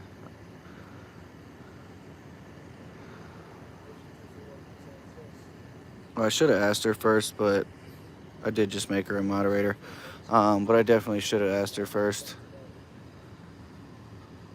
But I have contacted her plenty of times through email. She does an amazing job. And when I say amazing, she does wonders. Ralphie, you do great. Wanda, she's there for some reason. I don't know if you guys can hear me or not. I did just try to reconnect. But there was a guy who lives in Tokyo that he's a white guy. He is a white guy or whatever, but in his video, when I clicked on it, he was completely naked when he went to go and lay down in his bed. For some reason, he went live just to go to sleep in his bed. He was an older gentleman, kind of looked like Santa Claus. But he had like a Mickey Mouse doll in front of the camera, but you can still see that he was naked. So basically, making an observation, I commented like, wow, I didn't realize that you could just be naked on live. And his moderators started trying to tell me that I didn't see him naked. They try to say that he was wearing undergarments and that I'm blind and this and that, and you can rewind lives. So basically, I rewinded it, and for sure, I know what I saw. Um, but basically, they try to tell me that, oh, you're gonna get him reported and banned for making false comments of him being naked and stuff like that. So like, they try to basically make me seem like I'm the bad guy, and you know they told me that they were gonna report me and put me in timeout, and eventually they did. But they were horrible mods. Like they just didn't. I don't understand. I thought they were just trolling me at first, saying like, you know, like I thought they were just fucking around with me, but that wasn't the case. They were being serious, and they were being. I mean, it was kind of a joke, and I'm like, you guys as moderators are gonna lose this man's subscribers. Like I was already subscribed to him, but he's never been naked and alive. So yeah, they probably were, but all his other lives, he's usually just drunk, rambling. It's interesting that he lived in Tokyo and he's a white guy and he speaks, a different language, stuff like that. So that's what made me, really interested in his channel. But eventually they were just telling me that I didn't see what I seen. No, I don't believe so. I can't remember his name, but basically I unfollowed the guy. I'm not really too concerned about him being naked on the channel, but I'm more concerned with your moderators just trolling me the way they did. I don't have the details on where the person was shot just yet. I still don't have any details on the victim at all. Once I do get those details, I'll for sure be posting them. They usually don't have the details until the investigation is pretty much done. I'm going to check X again right now at this moment to see what information that we have on this press conference. Not sure if Mike Ernster is going to be available for this one, but okay, so 6 minutes ago they did post. It does say St. Paul police officers are investigating a shooting death in the area of York Avenue and Van Dyke Street. Watch here for updates and availability.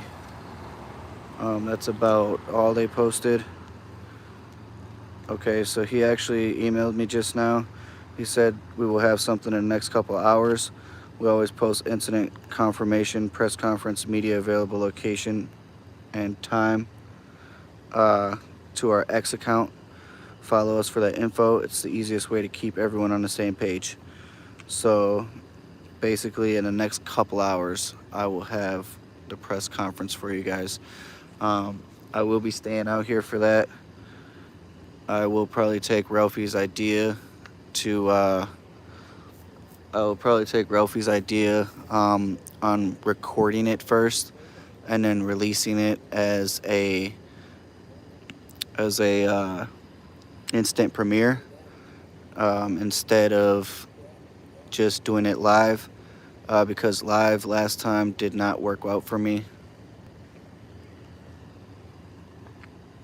said Tuesday, going till today, there's gonna be a grand opening for this park.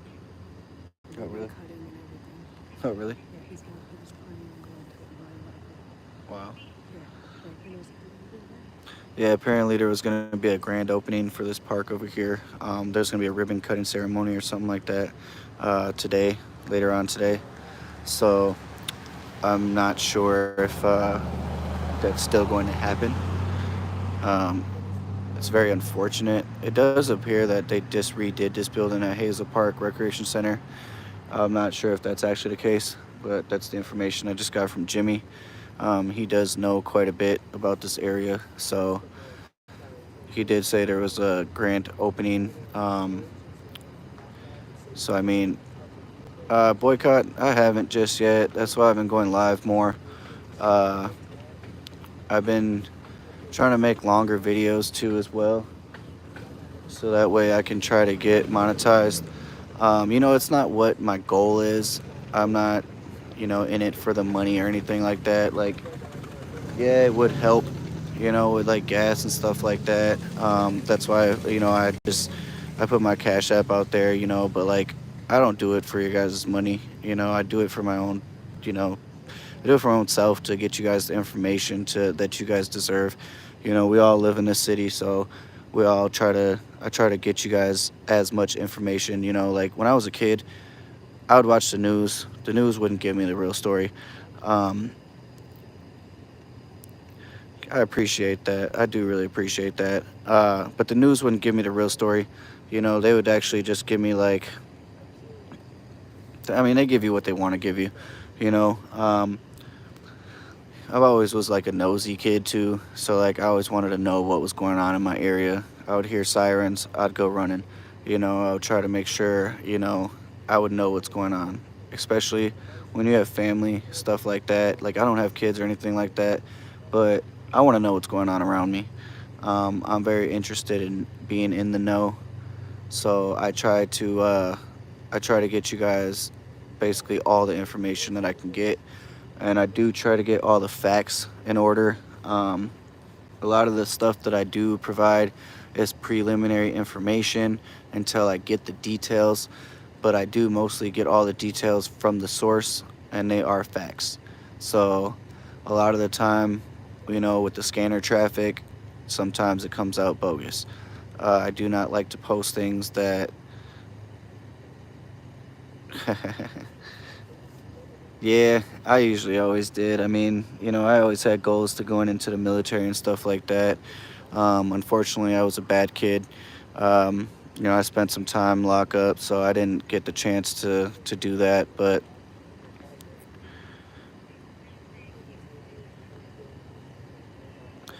yeah, I was doing a lot of recording during George Floyd's situation, and I was lucky enough to not get hit with any pepper balls, but I sure definitely ingested some of that pepper spray and stuff like that. Just rolling up in the scene. Um, they blocked my car off, and they were just shooting at everybody around my car. And I had my AC on, and everything was just coming in my car, and I couldn't breathe. That stuff is extremely strong. So I didn't even get out of my car. It was a lot going on. Especially I was up there when they were rioting and stuff like that, and I felt unsafe to even get out of my car. But especially because I was recording them, so I didn't want to get. Yeah, that's insane. I didn't want to get pretty much in any of that, and basically like there was people. Oh, it was crazy. So, there was people, right? I believe I can still find the footage. I didn't post any of it back in the day, but basically there was people driving on the curbs, sidewalks. There was cars. It was up in the midway of St. Paul, and there was, that's where a lot of the looting happened, right there off University. Um, they burned the liquor store to the ground right there on the corner of Sherburne and Snelling. I was there for that. Uh, there was people running out of the liquor store with just bottles on bottles and bottles of liquor. There was Sports Dome up there. They ran out with all the clothes, the shoes. It was insane, and there was multiple people that would carry whole garbage cans that you see that people put their garbage in, and they were dragging them around with all this merchandise in it. So a lot of the people as well were going into stores, they're grabbing the merchandise, they were throwing it in the alley, in the dumpsters, and they were going back into these stores and coming out with more merchandise. But in the time that they were doing that, somebody was going in the alley and stealing all the other merchandise out of the garbage cans. So they were stealing from the stealers. I mean, they were thieving from the thieves, guys, and they were making it easier for themselves. A lot of people with the shoes at Foot Locker and stuff like that, they ran off the scene with a bunch of left shoes or a bunch of right shoes, or they were trying to sit there and match them up and just didn't have time to match up the sizes, so they ran off with two different size shoes. um, it was just insane, and it's something that I wasn't going to be a part of. I just did the recording, but I definitely didn't really get out of my car for it. So Let's see the car. Uh-uh. Isn't that the car? Come on.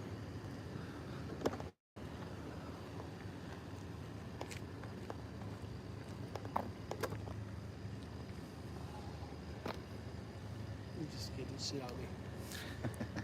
Sorry. Yeah, it's a cop car. Yeah. But yeah, I definitely was trying to stay safe, guys, and I wasn't trying to put myself in harm's way. We also just had another canine cop here show up. Uh, like I said, they always got the white roofs, if you guys didn't know.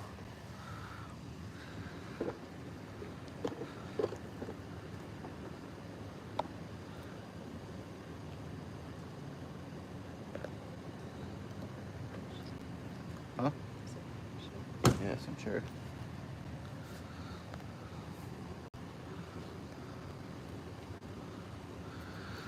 How's it going? Yeah, we're Not too bad. Any update on the press conference? Nothing bad, no. All right, sounds good. Thank you. I know that what I was told for the press conference, but I just figured I'd ask anyways.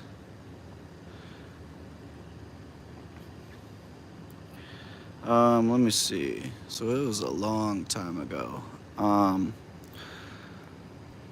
Let's see here. I believe it was 07, 08, possibly. Um, I did start high school, I believe, in 09. I graduated in 2013, so I'm pretty young. But I mean, it did feel like it was just yesterday, but you know, I heard about that crime happening, like a bunch of crime happening on George Floyd Square, where, like you said, the police wouldn't show up, and it got to that point where those businesses were suing the city of Minneapolis because the police wouldn't show up, and it's really unfortunate that, you know, I've heard about things like that, like in Detroit, and cities like that out in Detroit where they wouldn't even show up to certain areas because it was just crime ridden, and that's admitting defeat in my opinion. Um, yeah, I mean that's insane, Allison. I can't even fathom that. It just doesn't make sense to me. Uh, Minneapolis cops are so stretched right now that they they don't even respond to car accidents anymore. They don't they don't really care to respond to like regular normal calls. Unless someone's life is in imminent danger, they don't care to respond anymore, which is sad. It's kind of just letting the people and the criminals win at that point. And I mean, what's the point of having the police if you're not going to respond to any crimes that occur? I understand the situation with the people and stuff like that is hard, but it something's got to give. You guys got to build the relationship instead of tear it down more and more and more. um, I don't understand, me personally, like, I've never physically assaulted a police officer or anything like that. Like, the most I do is, we yell back and forth. They threaten to take me to jail. I tell them do it. They don't ever have a right to do it, so they don't. They just tell me, okay, back it up, back it up. But like, I've had cops try to put their hands on me before, and I tell them, don't fucking put your hands on me. You know, I already said I went to Murray in '08 or '07. I did go to high school in '09. Um, so I went there around 2007, 2008. It was pretty nice when I went there. Our basketball team was number one always. Both the years that I went there, they did an amazing job.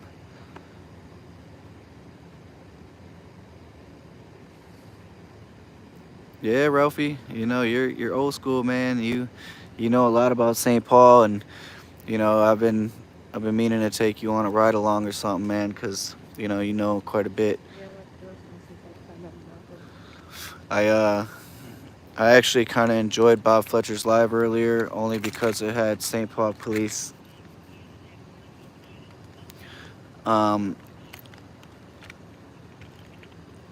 okay, so I'll get back to that. So basically, that Winthrop call that came in earlier at 200 Winthrop, they did say that the male just showed back up at the house. He said he's outside and he's got his gun. He's going to shoot everybody up in the whole house. There's 4 kids inside, so hopefully he doesn't. That would be a damn shame. Um, but basically, I was saying, like a live on patrol earlier, I actually kind of enjoyed just because, the man who was with Bob Fletcher, he is actually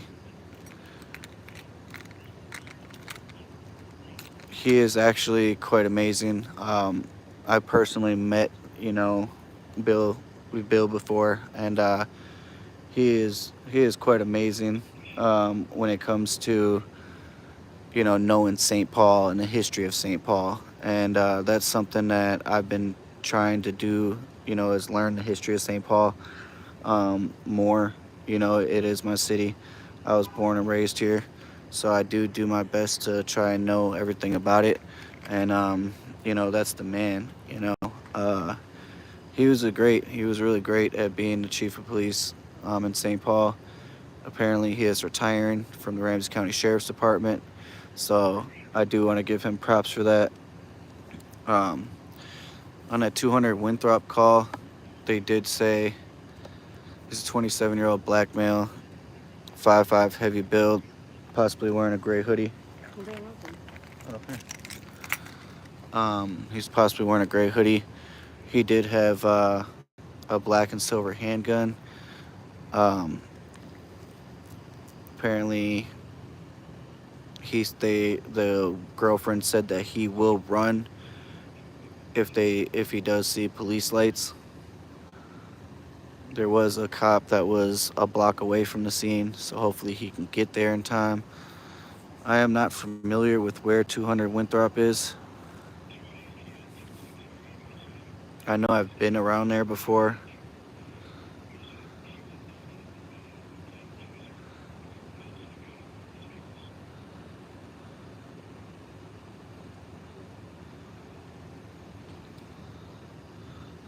Yeah, I'm not a fan of Fletcher. I'm definitely not. I used to be when I first started watching his lives, like way back when. But I realized that he just does it for the fame now. He doesn't really seem like he cares a whole lot. I mean, I've caught him lying, during Officer Mitchell's funeral procession. They were only supposed to have a certain amount of vehicles in the procession.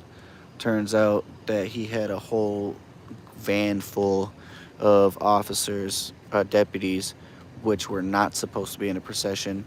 And Rev, he told Rev to not say anything because Rev's talked about. Oh, I got you, Ralphie. I got you. Rev was saying how they had, I believe, 12 or 16 vehicles in the procession that they were allowed to, and they also had a van or a bus of some sort with multiple deputies. But Bob Fletcher said, Rev, don't say that, because he wasn't supposed to have those officers there. So, I mean, basically, he's just a liar. He's fake, and he pretty much just does it for the fame at this point, and I mean, I'm not sure if there's other sheriffs out there that were really into going live and stuff like that until he did, but I mean, he just makes it like a mockery now, and I don't believe his police work is as accurate. I mean, yeah, he's a smart guy sometimes, and he knows his shit around St. Paul, but at the same time, I feel like he just makes a mockery of it at this moment. Is he taking off? I'll be back. Oh, yeah.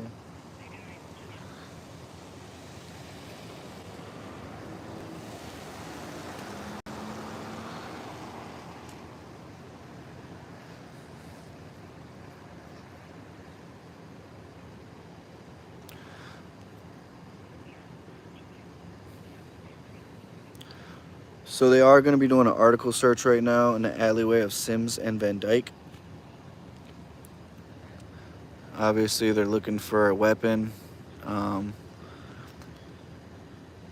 know, a lot of the times, you know, when people get shot at, a lot of the times they shoot back. I'm not saying in this situation that this person had a gun, but a lot of times they do shoot back.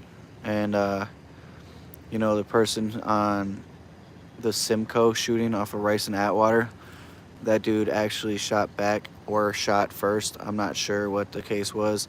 The guy who shot the man and the suspect, he claimed that he got shot at first, so he returned fire.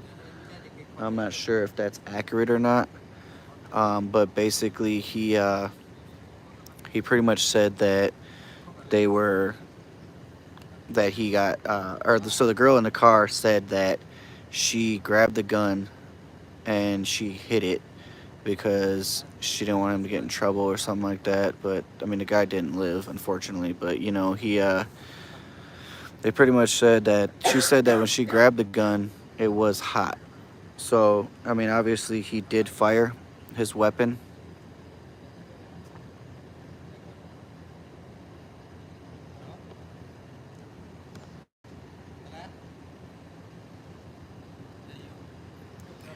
Obviously, he did fire his weapon. So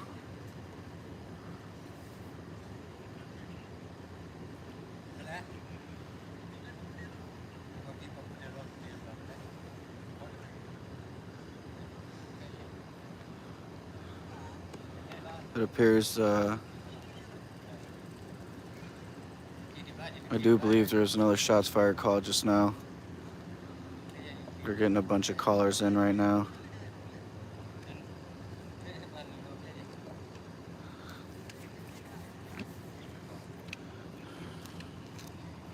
We do have homicide detective, one of them leaving the scene. I'm not sure if he's going to be leaving for good or if he's just going to his car for something, but he did just exit the crime scene here.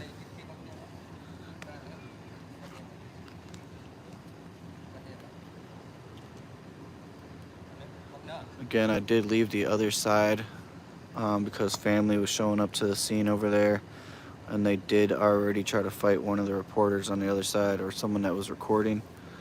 So I did not feel safe on that side. I'm not willing to get hurt over recording.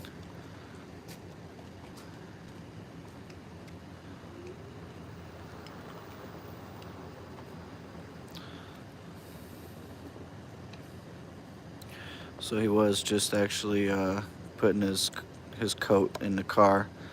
You know, it's definitely hot and humid out here, so I can understand that.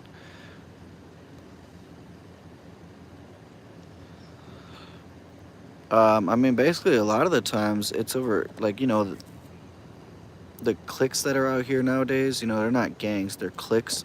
They do this Facebook beef and, you know, internet beef, and they make music videos of each other, stuff like that. Unfortunately, you know, it extends from being an online feud to you know, real life feud, and they end up shooting at each other when they see each other in these streets.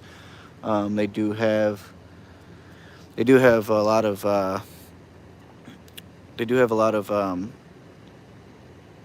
extended magazines now on these guns, as well as switches that turn, you know, semi-automatic handguns into fully automatic handguns. And they also have backpack guns that they carry around. Usually it's a Draco or a micro, like a AK 47, or not AK 47, I'm sorry, usually like a AR-15 pistol that they carry in their backpacks and stuff like that now. So, you know, back in our time, it was way different. You know, we used to, you know, some people would carry revolvers or even just like, you know, smaller caliber pistols. It is not like that anymore. They carry as many rounds as they can. They carry high capacity weapons. You know, it's insane.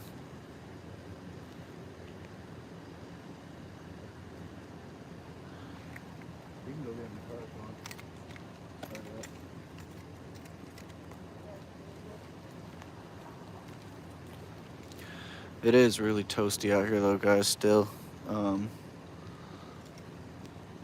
The mosquitoes did calm down quite a bit. They are still out here. None were as bad as that Crosby Farm shooting, though, guys. I almost couldn't even stand there and record because there was so many mosquitoes. I don't even understand how those people were down there partying. It made no sense to me.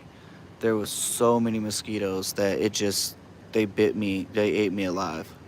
Like I couldn't even do it. You know, the cops were running back to their cars to grab bug spray. Like it was insane. Um, you know, that shooting, the cops really hated me. Even the guys who were getting shot at weren't too fond of me being there because, you know, a lot of the times when I show up on the scene, I try not to get, you know, the people right away because they tend to think that, you know, them snitching on camera is worse than them snitching, period. So I try to definitely not, you know, interfere with the investigation of the police because, you know, I do want them to do their job. I do want them to get the bad guys. You know, I don't want to be a hinder in their investigation.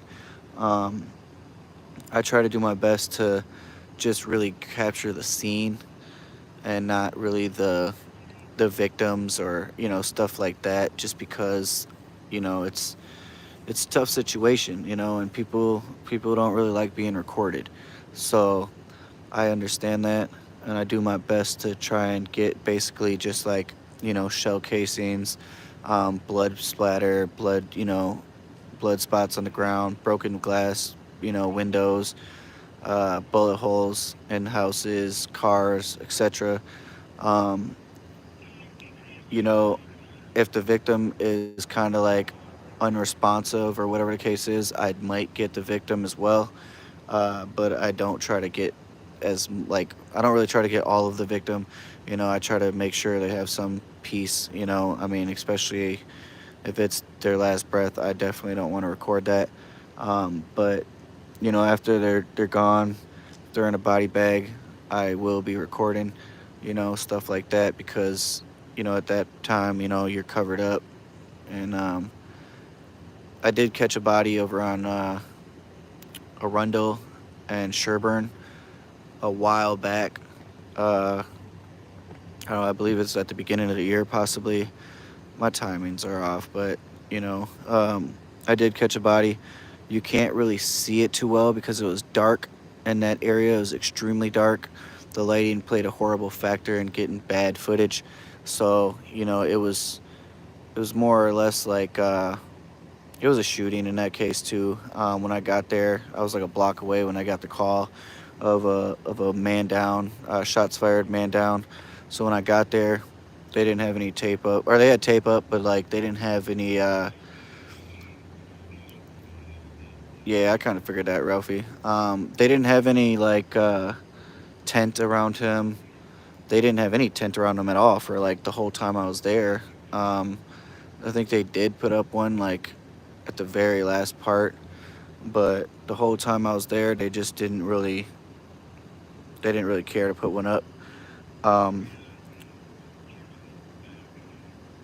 I have seen a bunch of people that I've met a bunch of people that actually knew him, and they said he was a good guy, stuff like that. You know, they just did find a camera in the back of one of these houses here. They are still canvassing. You know, it's been hours, but they do try to get as much evidence as they can and a good description of of the suspects as possible. For all you guys who are still with me, I really do appreciate it. I know it's been a long one. I know we don't have any details other than what I gave you guys. So I am going to read off to you guys what Minnesota Crime posted. Once again, for those of you who joined a little bit after the information that was given, squads are on scene with a vehicle that crashed into a tree near York and Van Dyke on St. Paul's Eastside. An occupant has a gunshot wound. CPR was started around 10:50 p.m. The shooting reportedly took place one block east near Hazel and Stillwater Avenue, and there are two suspect vehicles related, a white Ford Taurus and a silver Chevy Tahoe. last seen southbound on White Bear Avenue after the shooting. Um, I did hear on the scanner that there was a third vehicle that left with the other two vehicles as well. Um, Also, they did give a description of two males, one wearing a light colored hat. Not sure about the shell casings. They did find another camera at 1804 Sims in the back alley.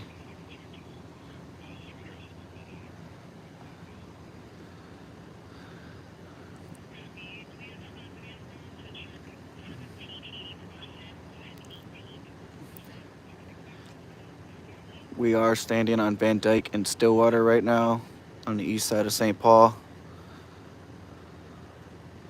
If you guys didn't know, St. Paul is going to be the capital city of Minnesota.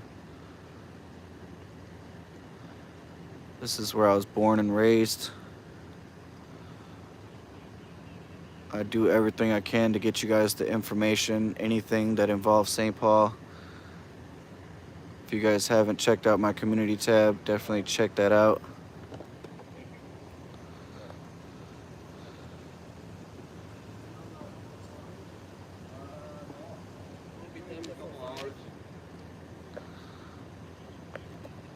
We did have another homicide detective just exit the crime scene.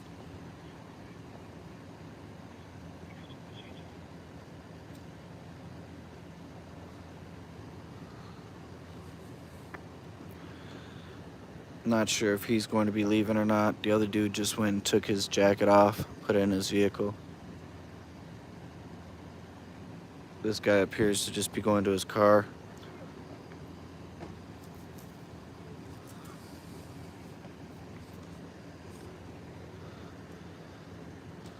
If you guys don't know, I got Jimmy here with me today. Yeah, it appears that he's coming back to the scene, guys.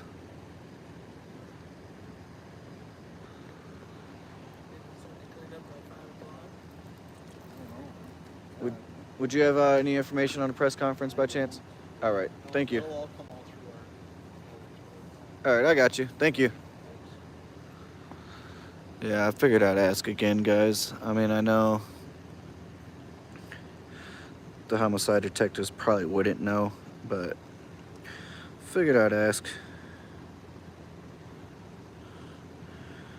I am going to check their Twitter page one more time to see if they got anything here.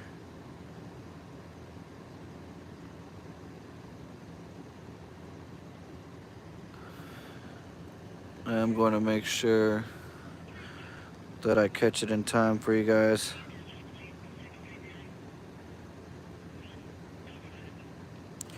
Yeah, they haven't posted anything in 36 minutes. The last one they posted was just stating that they had a homicide investigation going on here. I'm in the area of York Avenue and Van Dyke Street. Again, I did get here a little bit late, so I've been live for, I don't know, it says 1:30:07. I've been here, yeah, I guess I got here around that time. A little after midnight, I believe. But when I got here, pretty much everything was already blocked off. I did go around the other side where the park is, Hazel Park Recreation Center. They did have a drone in the air. Right now, they are doing an article search. So, I mean, I haven't heard that they found any firearms or anything like that. So, I don't know if you guys seen. I follow a bunch of pages on Facebook. I don't know if it was on Twin Cities Crime Watch or Minnesota Crime, but there was a guy who, I mean, he looked like he was definitely off Xanax or something, but he flipped his car a bunch of times and then it landed on its tires. But he literally got caught with wax, THC wax. He got caught with crack, cocaine, and he got caught with weed. He got caught with a bunch of it too, of each one. So he got caught with Xanax, and he got caught with some type of ADHD medication. But he got caught with quite a bit of things. I mean, the only thing he was missing was a firearm, but I mean, he racked himself up quite a bit of felonies there, and I mean, he was definitely heavily under the influence. I'm not sure if he was under the cocaine because I mean, obviously, it gets you pretty wired, but he definitely was either off the wax or them Xanax because he was, I don't know, he had a lot of uppers, a lot of downers, but it could make a concoction that was, it'll blow your mind, and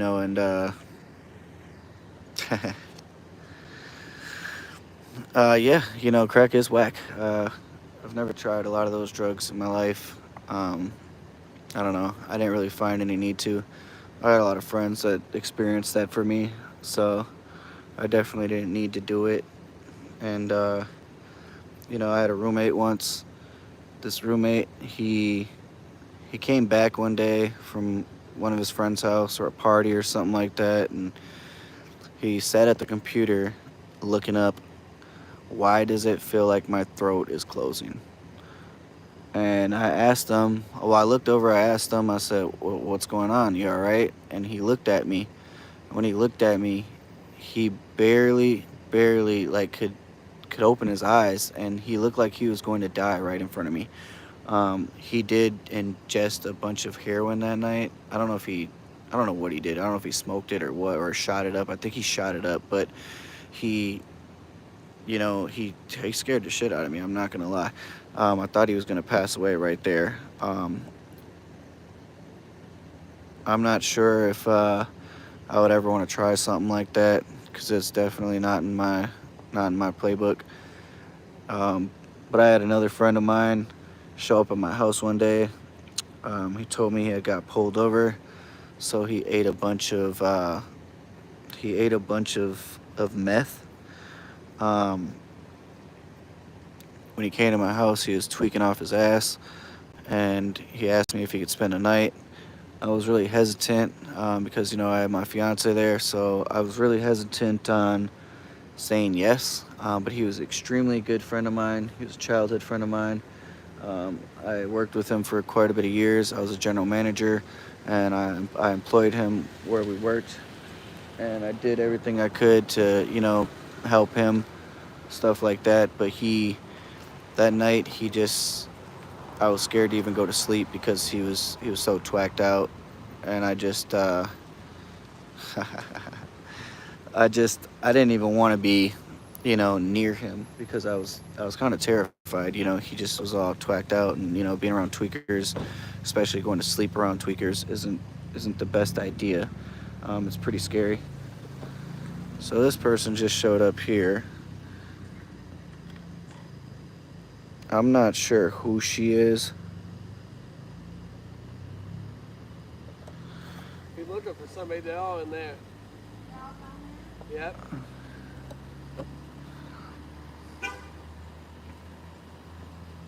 Are you with the police? Are you police?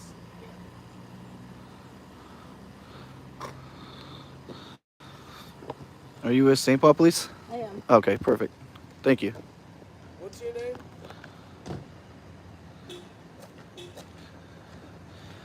The tan pants makes me think it's the BCA, but she said she's with the St. Paul Police. I'm not sure if she's another homicide detective. She's showing up a little late to the party, in my opinion. Yeah, she's tugging it. A lot of my family members are plus size. Um,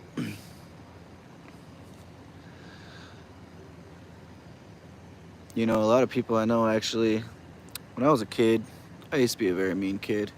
Um, I used to make fun of people's weight all the time. Someone I know, I made fun of their weight quite a bit, and I really feel bad for it. Nowadays, nowadays, this person that I'm talking about, they do have a disorder. They eat and then they throw it up afterwards, and so now they're really skinny, but they used to be about 350 pounds, and now they're about a buck 50.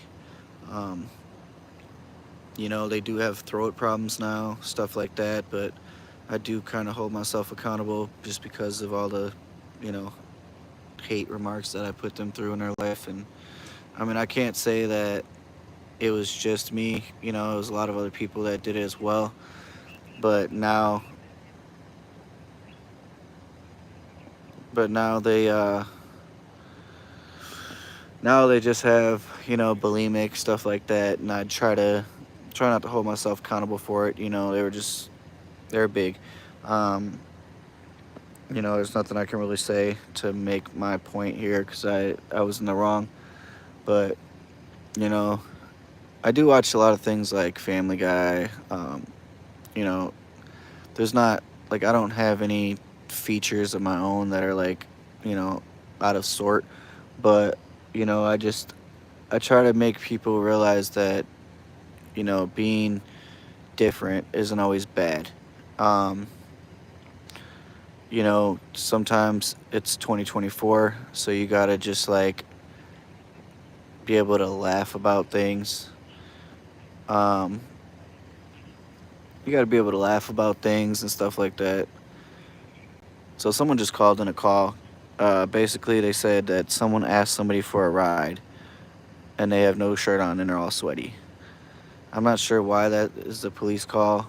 I mean, of course they're gonna be sweaty. It's freaking hot out here, But some of these calls that I hear come over the radio, I definitely believe that they should go to jail just for making these calls. I mean, there was someone the other day that said that there was a blue sedan that threw something out of the window, some trash, and they kept driving. They didn't give any plate information.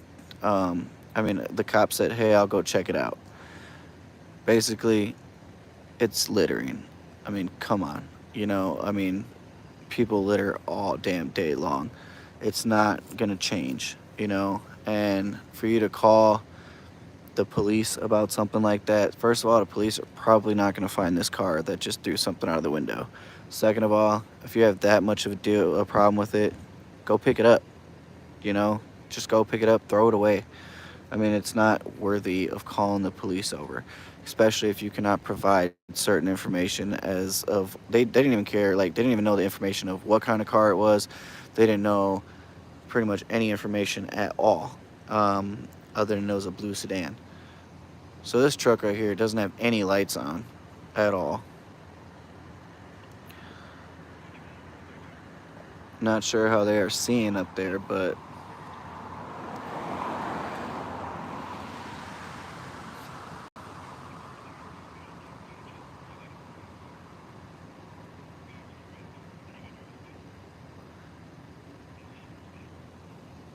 they do, I believe, have a fatal overdose that just happened. The medics are asking for PD to respond.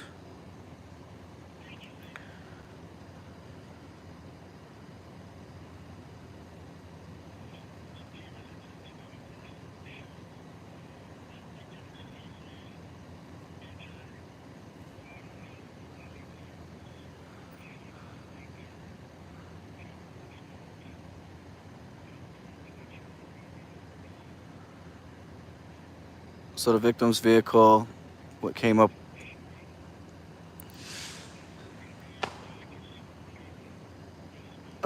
Sims through the alleyway.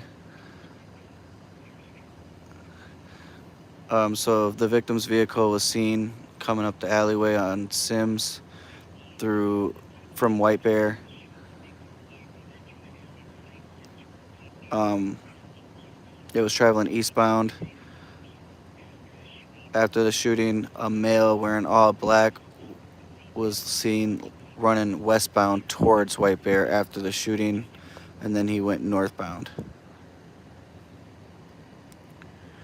So yeah, basically, the victim came in. I'm sorry, it was kind of choppy. I was listening to it as I was saying it. The victim came in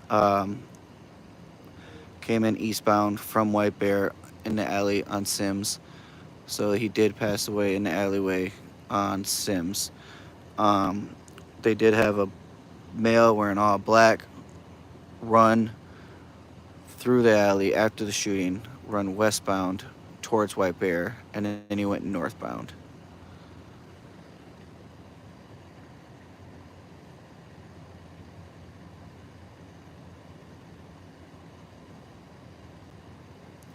I have a good feeling that a lot of the people are waiting down at the police station for the update on the media. So far, I've still been checking. The last time they posted was 49 minutes ago.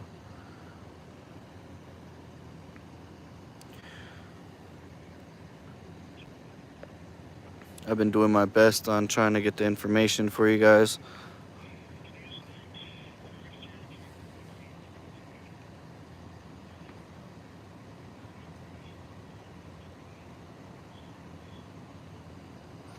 They did find multiple cameras in the area, which, I expect people nowadays to have cameras on their houses, especially, with the way the world is nowadays. I uh, I don't expect none the less. I try to definitely keep my house, secure as well. I do got cameras all around my house as well. I can monitor them from anywhere I go on my phone. So I don't expect other people. I expect everybody else to have the same type of security as much as they can. I'm pro Second Amendment. I would definitely recommend you having a weapon, you know, of any sort. I mean, hopefully a gun. I mean, you got to be able to protect yourself nowadays in this world. There's always there's always a lot going on. Oh, thank you. Oh, no, thank you. That's cool. Oh, thank you.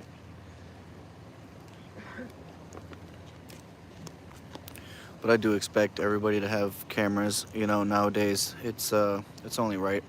But they did find multiple cameras, some on White Bear, some on Sims. They found some on Case as well.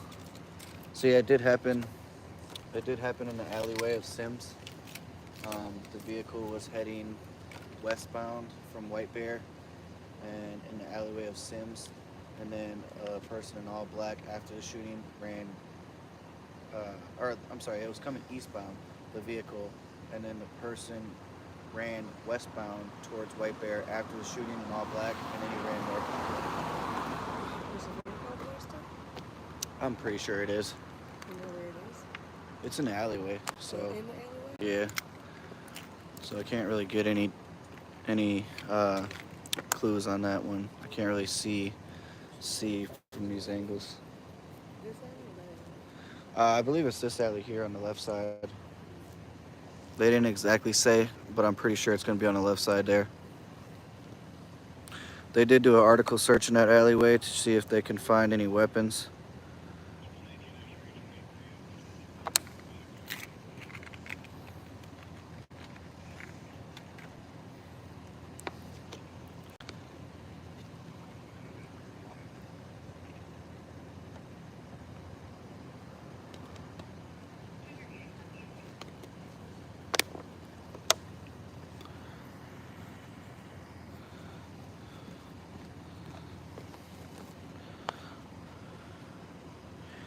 So yeah, basically that's off the camera footage that they had. Um, Is that from the house? huh? Is that from the house? The footage they had from the house? Yeah.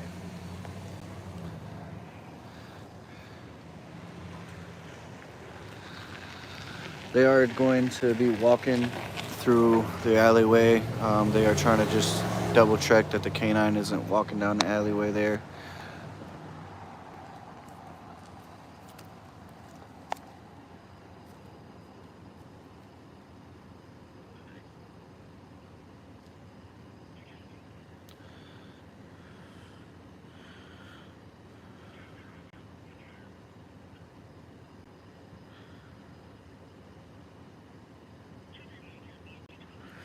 I have been checking over and over and over again to see if there's any more information that I can get um,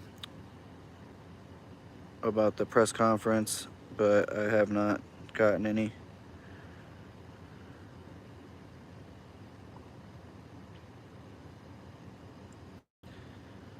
So I am checking here for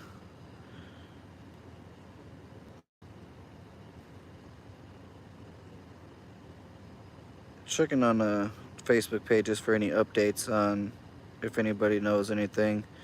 I look for Minnesota Crime. Minnesota Crime has a bunch of different channels. They have Minnesota Crime Watchers. They have Minnesota Crime. They have a couple different channels here, or a couple different Facebook pages. But I follow all of them just to, just to be in the know.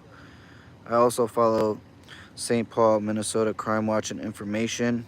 They do post a lot of good information on there, as well as Twin Cities Crime Watch and Information, St. Paul Police Fire and Scanner Followers, St. Paul Police Department, St. Paul Police and Fire Scanner. There's quite a bit of pages there that I get information from. I do give them all props because they do a good job. If you guys haven't followed them on Facebook, go ahead and do so. They do give out quite a bit of information. Sometimes they all piggyback off each other just like I do. So What alley is that? the one on Sims? Did we go down that one? No.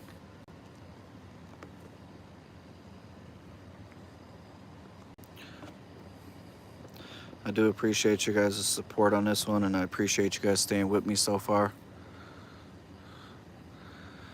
Yeah, Facebook, and there's a lot of other, I believe it's like Open Door or something like that. There's a lot of different websites that, I mean, they do a lot of censoring. They do a lot of, I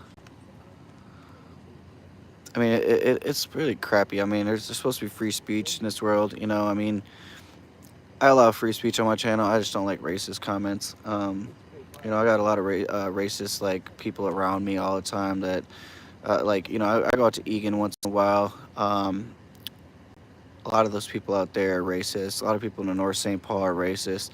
I try not to let that bother me, but at the same time, because it's their own opinion, but I don't approve of it. And so I try to. Avoid having that stuff on my channel. I just don't approve.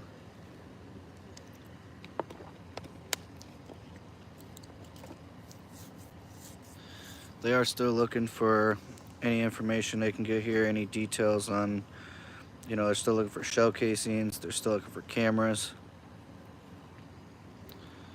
Unfortunately, this is the only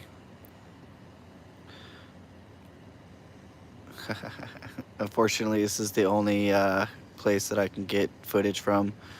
I mean, it's the best place I can get really footage from because the other areas, one of them, you can't see anything. The other one, there's family members on the other side that just weren't too happy with the recording. So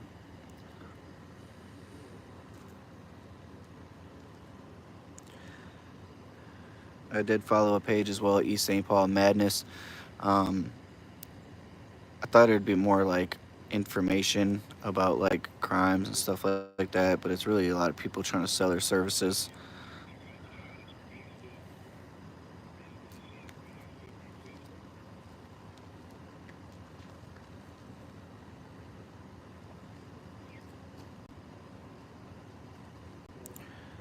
They are asking for any information right now, or the information on the description.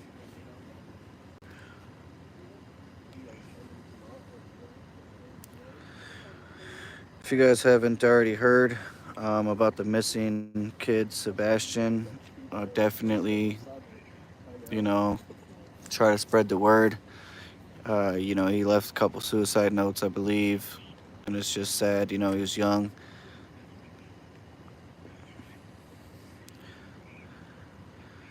But definitely spread the word on him.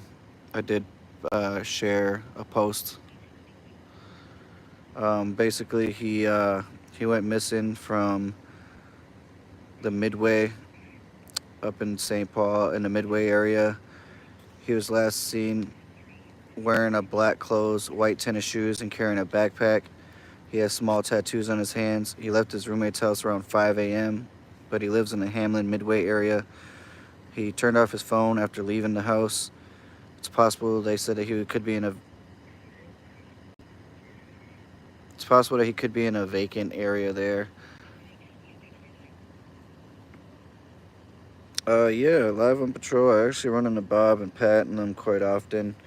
I do stop by M&H. You know, if you guys don't go to M&H,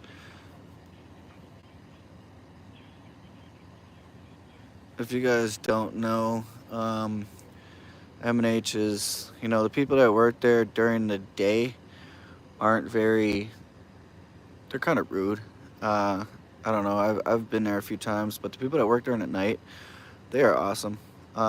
There's a guy, Jesse, there that works there. He's pretty awesome in my opinion. You know, he's all for his customers. He's always got an upbeat attitude. Cops did just get done fighting with one. They did get him in custody just now. I did not catch the address.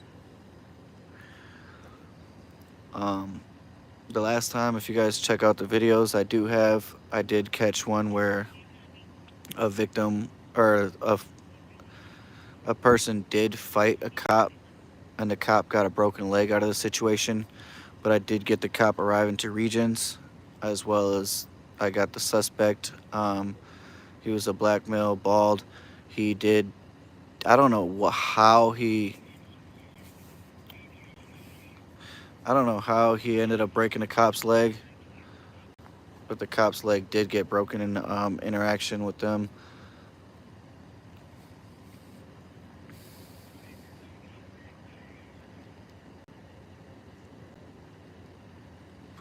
They are sending multiple squads over to this area where a cop was just fighting with one. Not sure if it was around here. I didn't catch the address again. I do hear sirens though, so it's possible that it was over here on the east side. They did say central and west channels are tied and that the air is clear, so I do believe that the cops are fighting with someone over here in the East District. A lot of these cops are tied up though in this situation.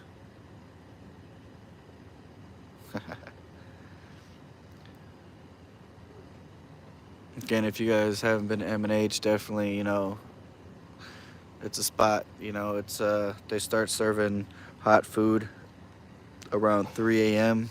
Well, they start cooking it around 3 a.m. They start putting it out around 3:30.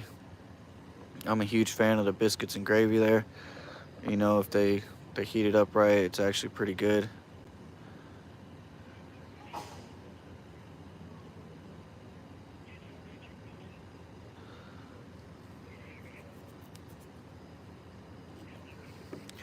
They do have the situation under control where that cop was just fighting with one.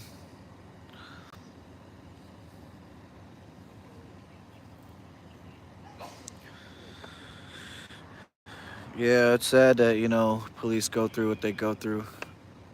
But, I mean, you guys pretty much signed up for it. You know, I mean, I understand that people... I'm not sure if Magnolia's is open yet.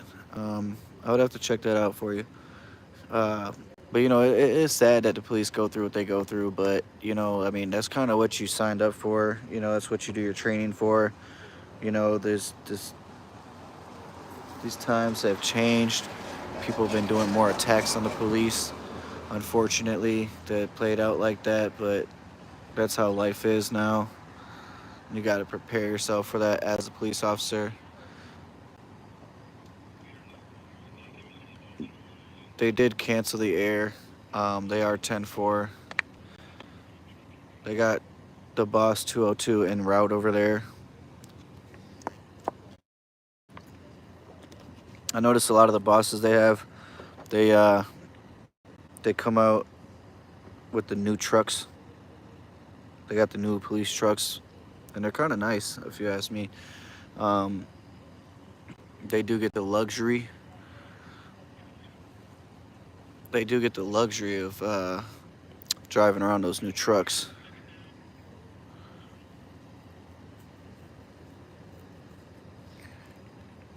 I don't know if you guys seen it, but Egan has a Tesla, and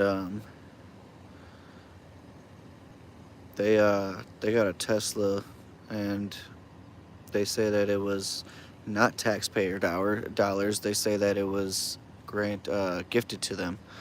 I mean, I wish someone would gift me a Tesla. I mean, it'd be pretty awesome. I mean, not really. I mean, I'm not a fan of nice cars, but I mean, if someone gifted me a Tesla, hey, I'll take it. But I would definitely not gift the police a Tesla.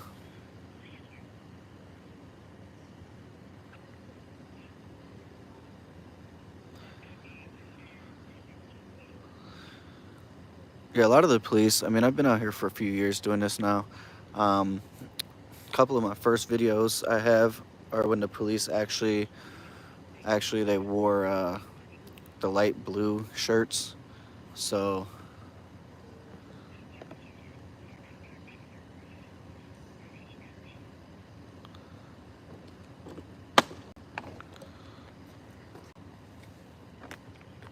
Who's that for? Police? yes. I didn't see him. Oh yeah.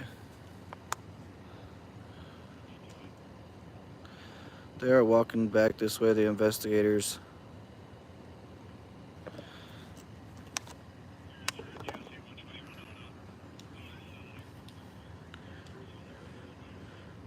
Somebody right now on Winona is fighting or lighting fireworks into somebody's house. That can be extremely dangerous. It could literally start the whole house on fire. A few years ago, I don't even know if it was a few years ago. It might have been a year and a half ago or something like that. Um, Someone was in a movie theater lighting off fireworks. They were also in Hy-Vee lighting off fireworks. Not sure if it was the same people, but I know it definitely starts a fire, and it can be extremely dangerous.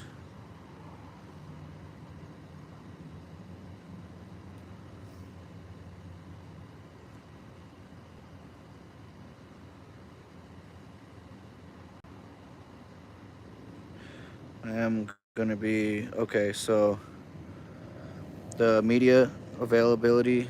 So apparently it's going to be at 3:15 a.m. guys. So I am definitely gonna get out there and get there before then. I'll probably stay on scene for maybe another 10-15 minutes before I head out that way, so I can just get there in time and make sure I get everything set up. Um, I don't know if if I'll do it live. I don't believe I will. I think I'm just gonna record it and set it as a instant premiere, so that way the quality will be as good as it can be. I know all the media people are gonna be already there. Last time I went to my first media release, it definitely was kind of horrible. I got there a little late. I kind of rushed there. I just made it just in time.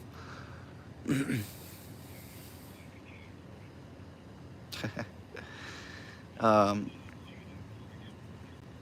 I got there just in time for the last media press conference, and it was my first one, so it was. I learned, I learned a lot, and I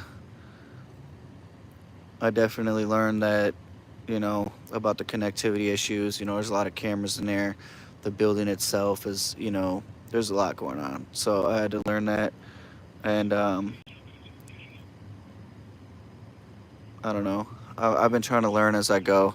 I'm not a very technical guy. I do my best on learning all the technology stuff here. Um, I took a few computer classes when I was in junior high. I had a teacher. His name was Mr. Putnam. He was actually really cool. I mean, the weird thing was he'd pick the kids up and bring them to Third Layer Skate Park.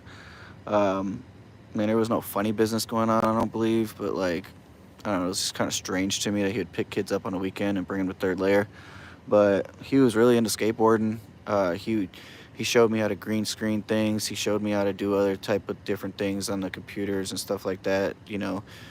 Save YouTube videos by putting in URLs, stuff like that. But I don't really, I don't know. I mean, I learned a lot from him, but a lot of the stuff didn't really stick with me. Uh, it kind of went away, obviously, over the years, and technology has evolved quite a bit since then. So it's way different nowadays. This new AI stuff is taking over and everything like that. I found out there's a difference between virtual reality and augmented reality. There's like a bunch of different type of artificial intelligence and stuff like that. So technology is taken. You know, it's different nowadays. It actually blows my mind how far technology has came. When I was a kid, it was it was flip phones. The first phone I had was a Virgin Mobile Oyster phone, and it was crap. And then they had the Boost phones come out with the chirp. I don't know if you guys remember that. It was like walkie talkies, and it was then it started to be Blackberries, Sidekicks, all those natures. There was that chocolate phone that I had. It was like the first cool ass phone that I had. You just touch the screen and it light up with the numbers on it, and it was insane. But I had a couple Blackberries, and technology just came. It evolved. It evolved extremely. Uh,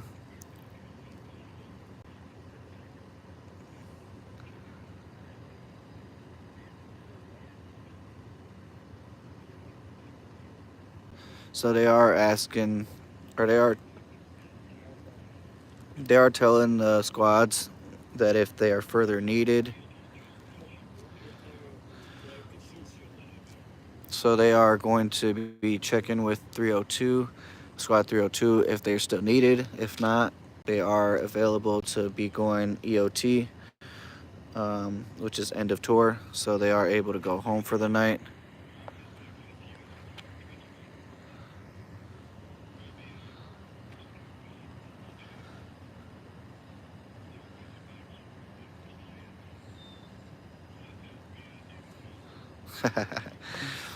See, I remember the days where you had to wait until, I believe it was like after 9 or something, to use the phone. So it would be free or something like that. I mean, it was crazy. Back in the day, phones used to be just insane. Now you can play Call of Duty. You can do so much on these phones nowadays, and the graphics are insane.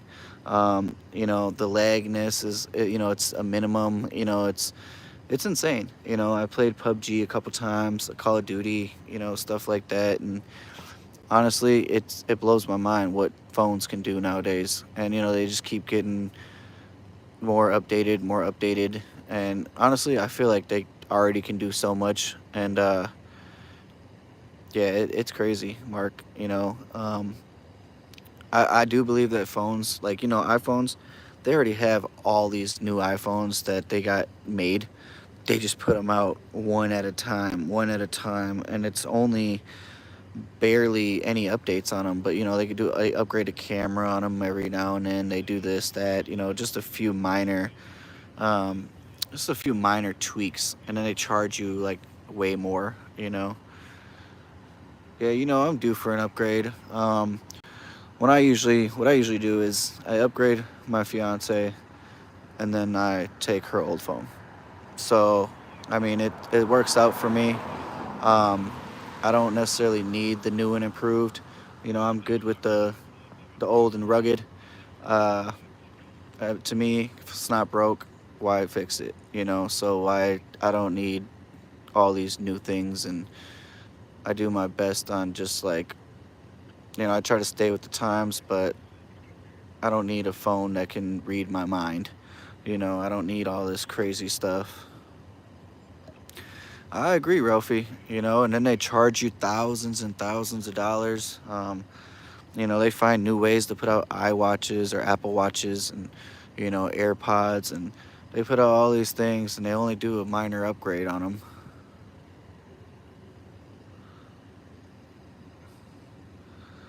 I take the. Yeah, I mean, hey, I try to make my fiance, the lady, happy, and I mean, it's usually like on a birthday or Christmas or something like that where I upgrade her, and I just I take the old. I mean, I'm fine with it. Sometimes, to record and stuff like that, I use her phone, basically because it's got a better camera. So, I mean, I try to just basically keep it to the recording. Other than that, it's her phone. I do have her phone quite often to record, but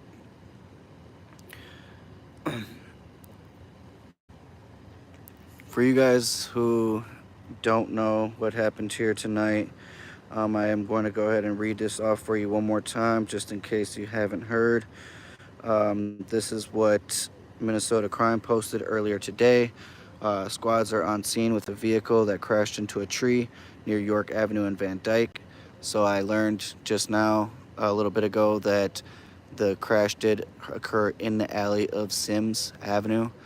The vehicle did come eastbound from White Bear, and then a male in all black after the shooting ran westbound towards White Bear in the alleyway, and then he went northbound. But an occupant has a gunshot wound. His CPR was started around 10:50 p.m. The shooting reportedly took place one block east near Hazel and Stillwater Avenue, and there are two suspect vehicles, which three vehicles total left the scene. But this is what was the initial information. Um, a white Taurus and a silver Chevy Tahoe was last southbound on White Bear Avenue after the shooting. Since then, we were told that it was two suspects, one wearing a light hat. Uh, we found out that um, basically what I told you guys about the car information, or I'm sorry, yeah, like his car coming down Sims from White Bear, going eastbound, and then in an alleyway, and the male suspect running back westbound and then northbound. They did do an article search in the alleyway on Sims, as well as they did have a little bit of, like when I first started the live, kind of, it was a drone they had up over the field. So they did try to locate. They did try to locate a suspect. They did not, at least from what I heard.